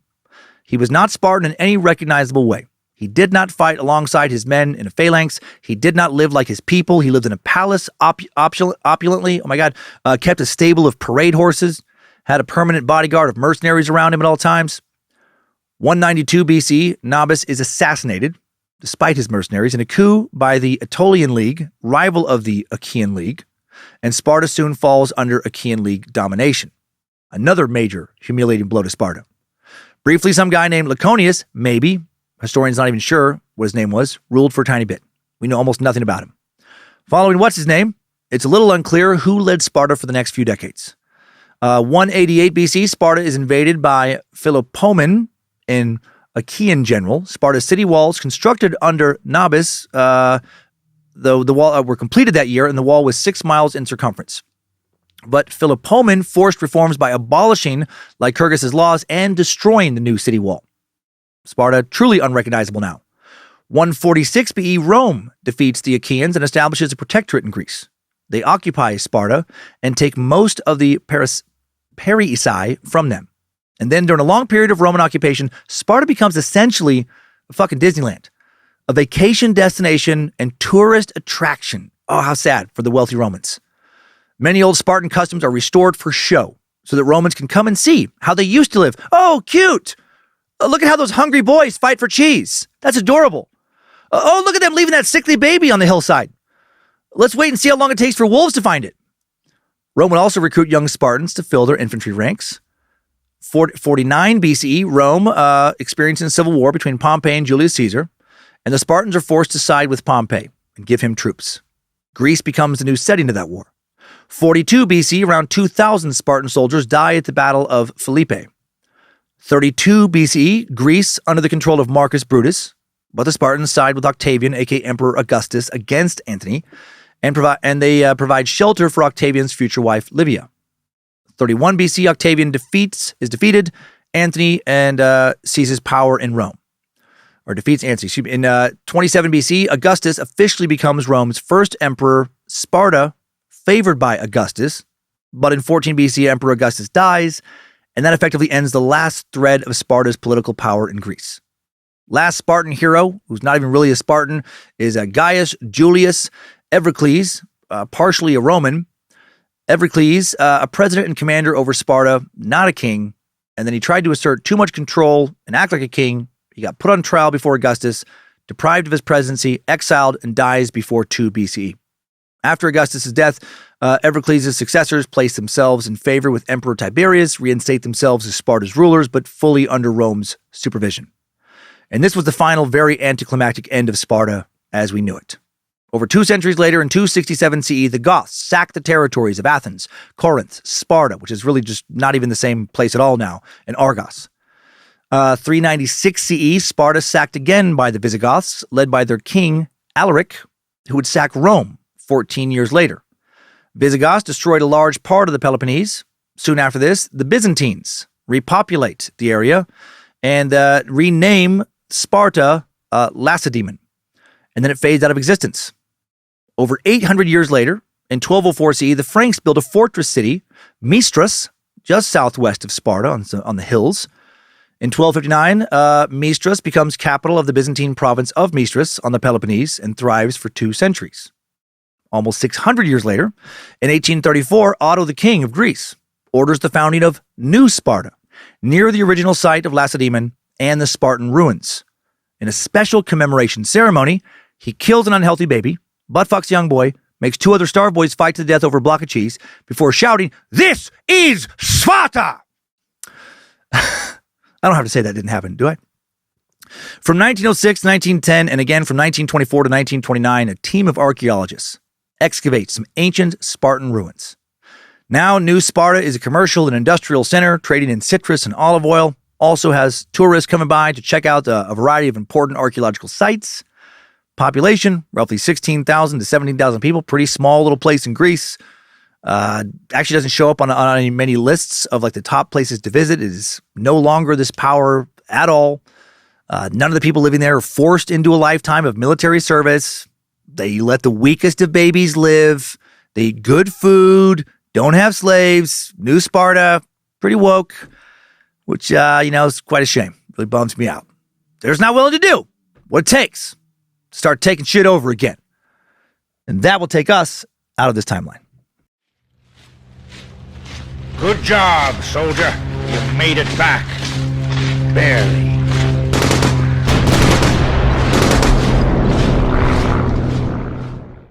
Before sharing some final thoughts about this episode today, and I'm actually pretty happy with my Greek pronunciation. I know I'm not a professor, but for me, I feel like that was a good leap up. I do have one more ad that I'm very excited about. This was really the perfect episode for them to place this ad. Today's Timesuck is brought to you by your new favorite men's-only fitness gym and training center, the Spartan Way. Bro, are you looking to get ripped this spring? Well, look no further. We have the training programs, the diet programs, the equipment, and the fitness and nutrition experts to have you looking like a Spartan warrior. We're gonna fuck your butt. Did you hear something? I didn't. I was too busy thinking about how much you're gonna crush all your bench press, squat, and deadlift personal records. We're not fucking your butt. What was that? Did you say something? Did you say that you're ready to skip your 6-pack and go straight to an 8-pack? Did you say you want the tightest glutes in town? Still gonna fuck your butt. What? Huh? Are you trying to tell me something? Are you trying to tell me you really, really want something? that you're ready to go full Spartan and be the biggest man beast on this side of the Mississippi? Who gets his tight butt fucked so much? Get on down here! Get ripped! Get your butt fucked! What? I didn't say that, you said that. I'm a Spartan, a man. Are you a Spartan man with tight little tushy? Huh? Is that who you are? Get serious about fitness. Get a Spartan weight. Get your butt fucked. What? Who keeps saying that? Call 1-800-HARD-ASS today. It's the Spartan way. Wow. Sounds like they went full Spartan. I admire that dedication. To just really going all the way. To see it through to the end. So outside of some cool movies, what is the legacy of Sparta today? The first remnant of Sparta, sorry, that's so ridiculous, is in our vocabulary. Spartan, right? Just the word Spartan. I say it. We still say Spartan, when we speak of showing indifference to comfort or luxury, something very minimalist. We also still think of fearless and fierce warriors totally committed to their cause. Many of us also think of what it means to be, for lack of a better word, manly. I know I do, primally, simplistically, and in a very traditionally alpha, Giga Chad sense, masculine. For the Spartans, courage was manliness. And there is value in that, for sure. I love thinking about that kind of courage. It's why I love movies like 300 or Troy. Also, why I love, Wild West stories. That's also men being very traditionally men, for lack of a better word. Not afraid to die for what they believe in. Not afraid of a fist fight, a sword fight, high noon showdown. Not going to lie, that shit gets my blood moving. But while it's cool to witness in movies, the Spartans, just like many of the quick draw artists I'm fascinated with, definitely took that shit too far, way too far. Right? For Spartans, courage took precedence over all other traditional virtues, such as wisdom, justice, piety. Courage was a central part of masculine identity in Sparta, so much so that they viewed having basic defenses like a city wall for most of their history as effeminate. To be a man in Sparta was to be a soldier happy to die for the glory of Sparta. If you were not a soldier, you weren't really a man. It was that simple. Although the Western standards of masculinity today are much more complex, you can still see Spartan influences. I think of champion UFC MMA fighters, right? A singular focus on combat. They have to have that to climb that high in a combat sport. Super alpha. But not even they, are as rugged as the average Spartan soldier at the height of their dominance. I mean, even the heavyweight boxing champion of the world, Tyson Fury, big mental health advocate. Right? Even he will talk about feelings when he's not punching guys in the face. I think a Spartan warrior would truly be disgusted by that. They'd see it as embarrassing or just be confused. Like, what are you doing? What is happening?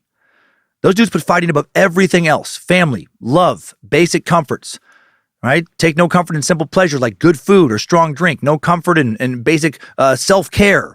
Don't get a massage for sore muscles. If they would have had aspirin, I doubt they would have taken it. Nope. Here, the women can have the aspirin. Not for us men, nothing. Don't acknowledge pain, emotional, physical. Don't fucking cry, ever. Don't scream when the whip hits your back, ever. Don't complain, don't quit, don't stop fighting until the battle is won or you're dead. And I do admire a degree of that. I do think as a society, sometimes we swing too far the other way and become too soft, too quick to cry, too quick to wallow in our own despair and embrace victim woe is me mentality to an unhealthy degree that paralyzes you. But again, holy shit, the Spartans took things way too far in the other direction. My God.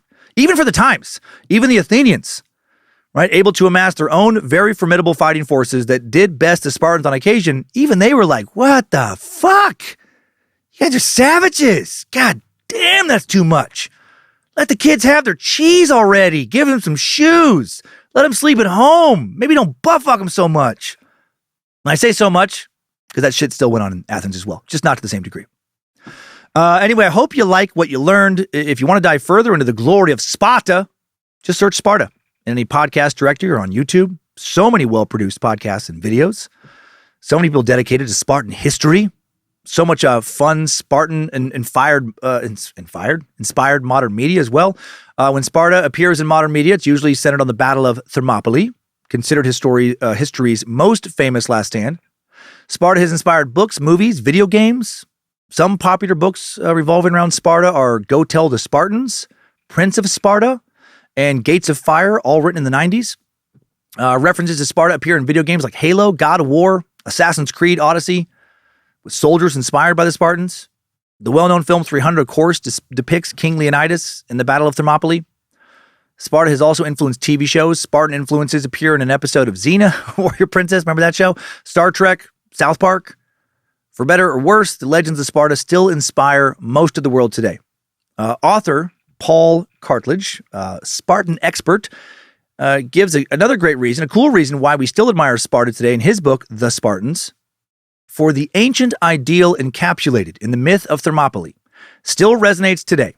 It is the idea that there are some values that are worth dying for, as well as living for. That's pretty badass. Are there any values you find worth dying for, worth living for? If you can't think of any, is that a good thing or is that a very bad thing? How much value do our lives really have if we're not willing to lose them for something greater than ourselves? Do admire that about Sparta a lot. Time for takeaways now. Timesuck Top 5 Takeaways. Number 1, Sparta was different from every other city-state in Greece for many reasons. Early in their history, they rejected almost all forms of art, culture, education to focus on becoming a highly structured, militaristic society. Spartan men had, one career choice, a soldier. The Helot slave class allowed Sparta to become such a unique society because they took care of all the agriculture and domestic labor that would have taken time from the men and women of Sparta. And they also gave the Spartans a reason to stay physically dominant, constant fear of revolt. Number 2, at age 7, Spartan boys were sent away from home to the Agoge, the military training school that turned boys into warriors. Life in the Agoge was harsh, like real harsh. Boys were not fed enough, exposed to the elements, had to compete in various violent physical competitions, a lot of butt fucking. By graduation at the age of 20, they were ready to begin their military training as a hoplite soldier. Only way for a man to become a Spartan citizen was to graduate from the Agoge. Many boys died during the harsh training exercises and never even saw life as a Spartan warrior. Number 3, the Battle of Thermopylae has contributed to the legend of Sparta for centuries. For 3 days, the Spartans and their allies, but mostly the Spartans, held off the Persians until the Persians found a way to outmaneuver them and surround them at the pass of Thermopylae. 300 Spartan warriors and King Leonidas stayed behind to fight thousands of Persian soldiers. They knew they would die, but Spartans never surrendered in battle. They were determined to die with honor, fighting to the end, to the death. This last stand has been dramatized in books, movies, and video games. Tonight, we dine in hell! Right? So good.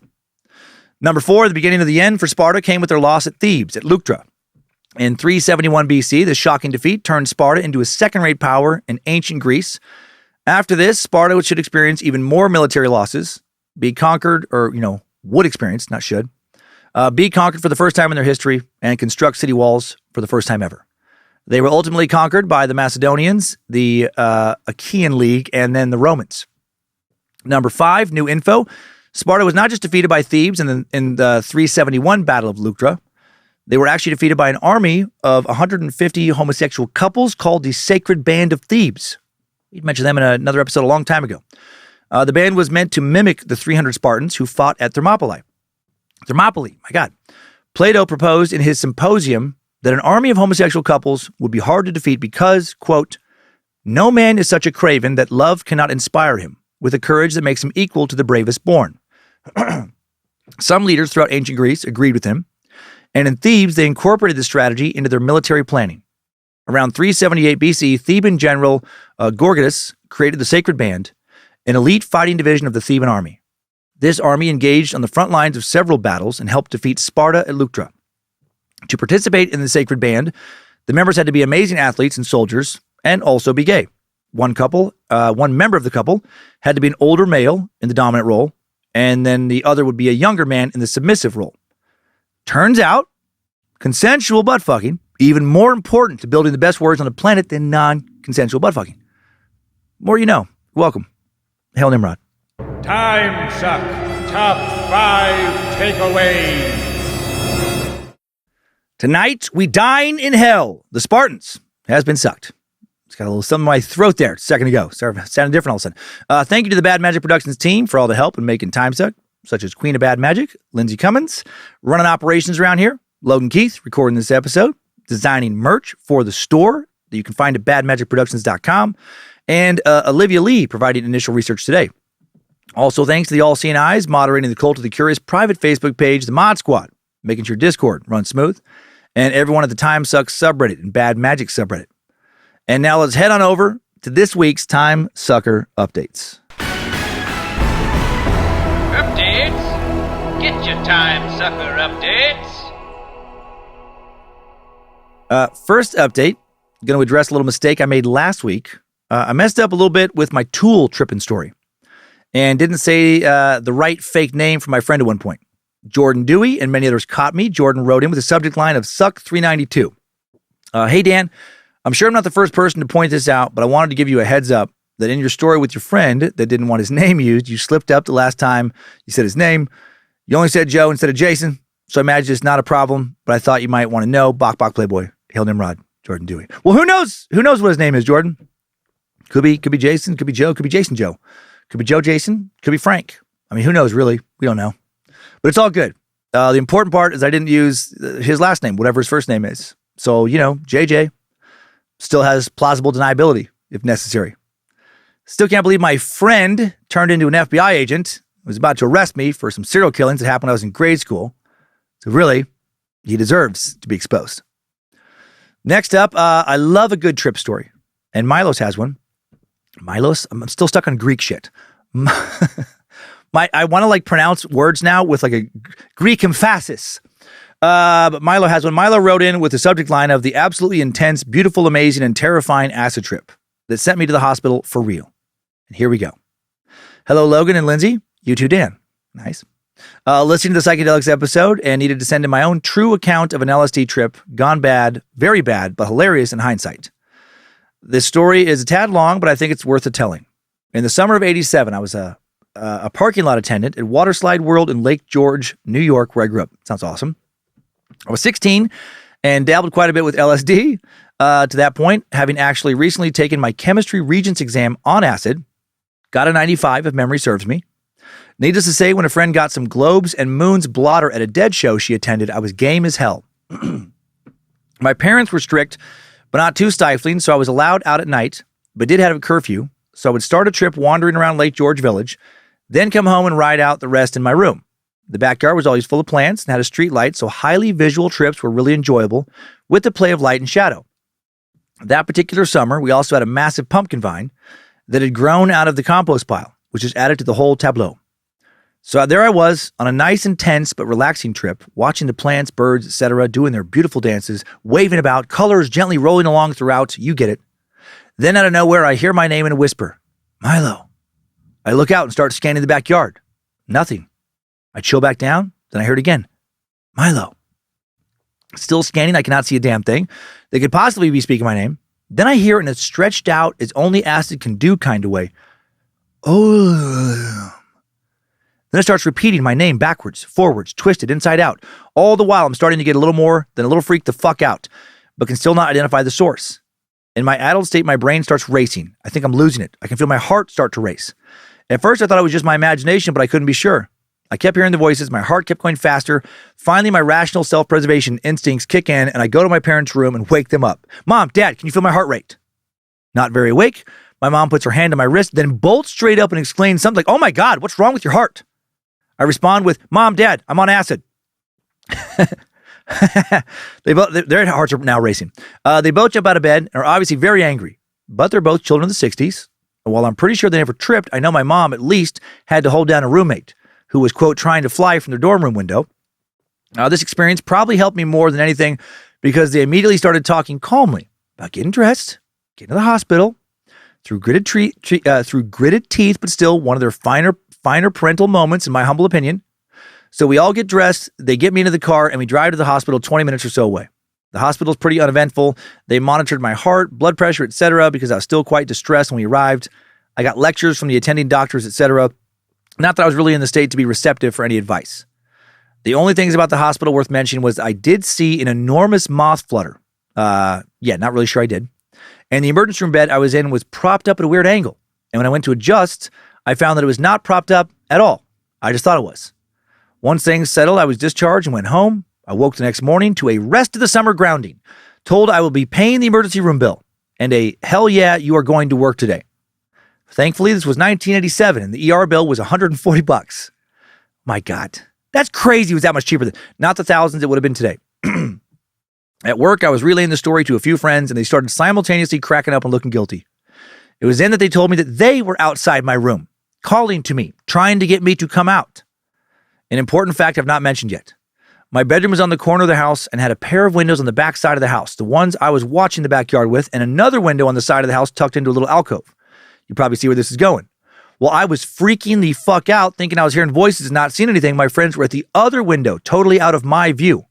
I was so angry, but not really at them, just at the absurdity of the situation. I was also so freaked out by the ER trip that I did not touch hallucinogens until the end of my freshman year of college 2 years later, during which I laid down in the grass of the aptly named tripping fields of New Paltz, New York, and let the grass gently grow around me. Milo, that was an awesome story. I love that your friends were there, and your mind was inverting them saying your name. Just bending it around, twisting it inside and out. Yeah, thank you for sharing that. Also, you're a great artist. You can check out Milo's stuff at milocaruso.com. It is aptly some trippy stuff. Love it. Yeah, if you wanted to check out Milo's stuff. And now a Churches of Christ update from Name Redacted. Subject line of Churches of Christ. I got several of these regarding my confusion when it came to the organization of these churches. I talked about this in the recent Skinny Folks Go to Heaven Remnant Fellowship Suck. Hey, Dan, I'm a longtime listener and lifelong Churches of Christ member. I'm only 25 minutes into this week's episode, but I wanted to maybe clear up a few things about the admittedly sometimes crazy and confusing practices and ideals of the Church of Christ. It's from that stupid commercial I did. I yelled so much it made my nose start running. Each individual church gets their name from Romans 16:16, where the Apostle Paul uses the name for the first time. That is why there are so many churches with the same name but no affiliation with each other. Like you mentioned, the name is just an indication that the individual church is attempting to practice as closely to the original first century church as possible, the one being established in the New Testament.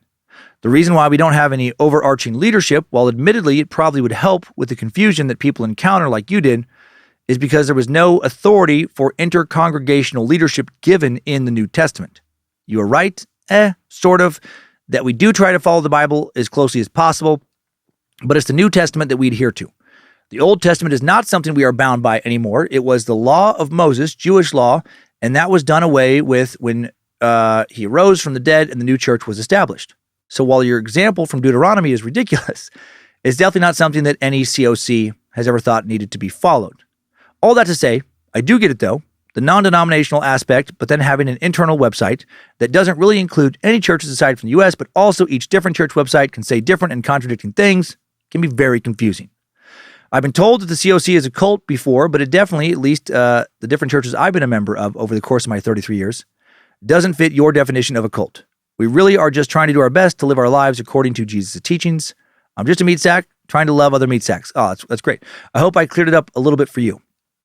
Wow, I'm realizing how long this email is, but I'm definitely not sorry about it. If you do happen to read this on the show, please leave out my name, just in case there are other sinful COC members listening to your devil podcast. 3 out of 5 stars wouldn't change a thing. Your loyal spaces are blank. Yeah, that actually does help, anonymous naughty pants. Listen to this filth. But for real, it does, though. Basically, if I understand it correctly now, the churches are not a real denominational branch of Christianity per se. They're all just modeled after the same source. A bunch of independent places modeling themselves after one place, but not affiliated in any way with each other. So I do get it now. Unusual in the sense that that structure is not very common, but not actually that confusing when you look at it the correct way. So thank you. And now one more quick trip tale from Matt in South Carolina. Matt wrote in with a subject line of psychedelic potpourri. Oh, shrooming suckmaster and tripping teller of Nimrod. I have a few quick funnies revolving around psychedelics. First off, about 15 years ago when I lived in Atlanta, a friend of mine found some mushrooms in the pasture next to his house that had psilocybin purple crystals on them, rather than just the purple spores. After our own research, we sent some caps to High Times, and they ranked them the third best they ever had. Basically, if you ate 2 caps, and they were big, mind you, think Portobello caps in the grocery store, you would vomit after 30 minutes, and then, hold on. I remember laughing uncontrollably because my arm fell off, and I couldn't pick it up to put it back on. That night, I saw crocodiles reaching out to the Chattahoochee River to feed on bats. My friend slept in the woods because a bear told him going back to my apartment was dangerous. Jesus Christ.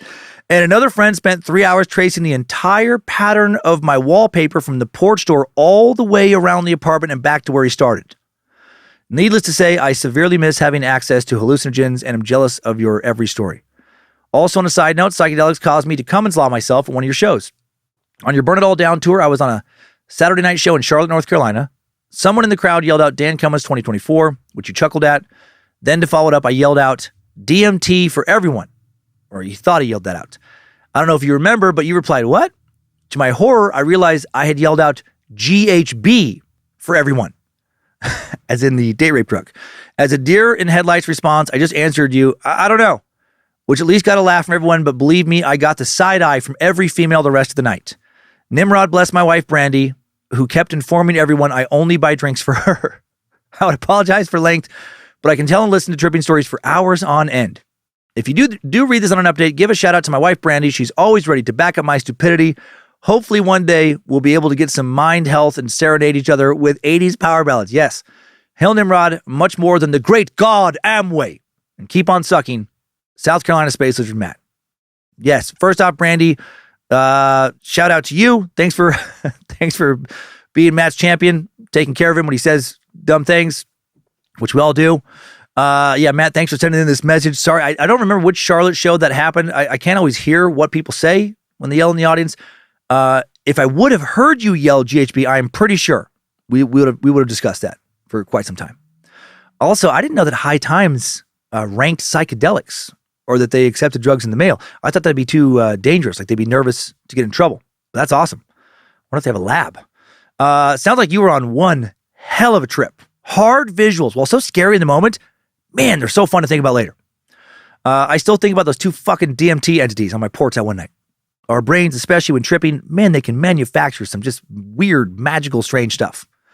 Thanks for the messages, everybody. And if you are going to trip, be safe. Next time, suckers. I needed that. We all did. Thanks for listening to another Bad Magic Productions podcast. Scared to Death, Timesuck each week. Short Sucks and Nightmare Fuel on the Timesuck and Scared to Death podcast feeds. Fridays of some weeks. Please do not dedicate your entire life to becoming really good at fighting in a phalanx this week. It doesn't matter anymore how good you get it. You can be the best ever. You can be better than any Spartan. I can still just easily shoot you. So don't do that. Just calm down. Maybe go to the gym. Sweat off your Spartan dreams. Get them out of your system. Come back home and just keep on sucking.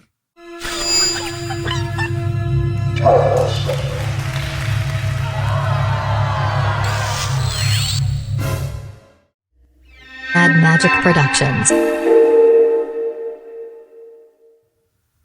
A couple real quick fun facts. Did you know that today I said butt fucking 19 times? 20 now. 20 times. Saying butt fucking in one episode. 21 now. And that doesn't even count all the weird Spartan way, fitness ad stuff. 21 times that's a dead giveaway that it was a pretty fun episode. Dead giveaway.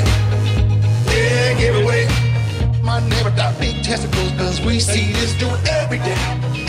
We eat ribs with this dude, but we didn't have the clue that girl was in that house. She said, please help me get it out. Dead giveaway.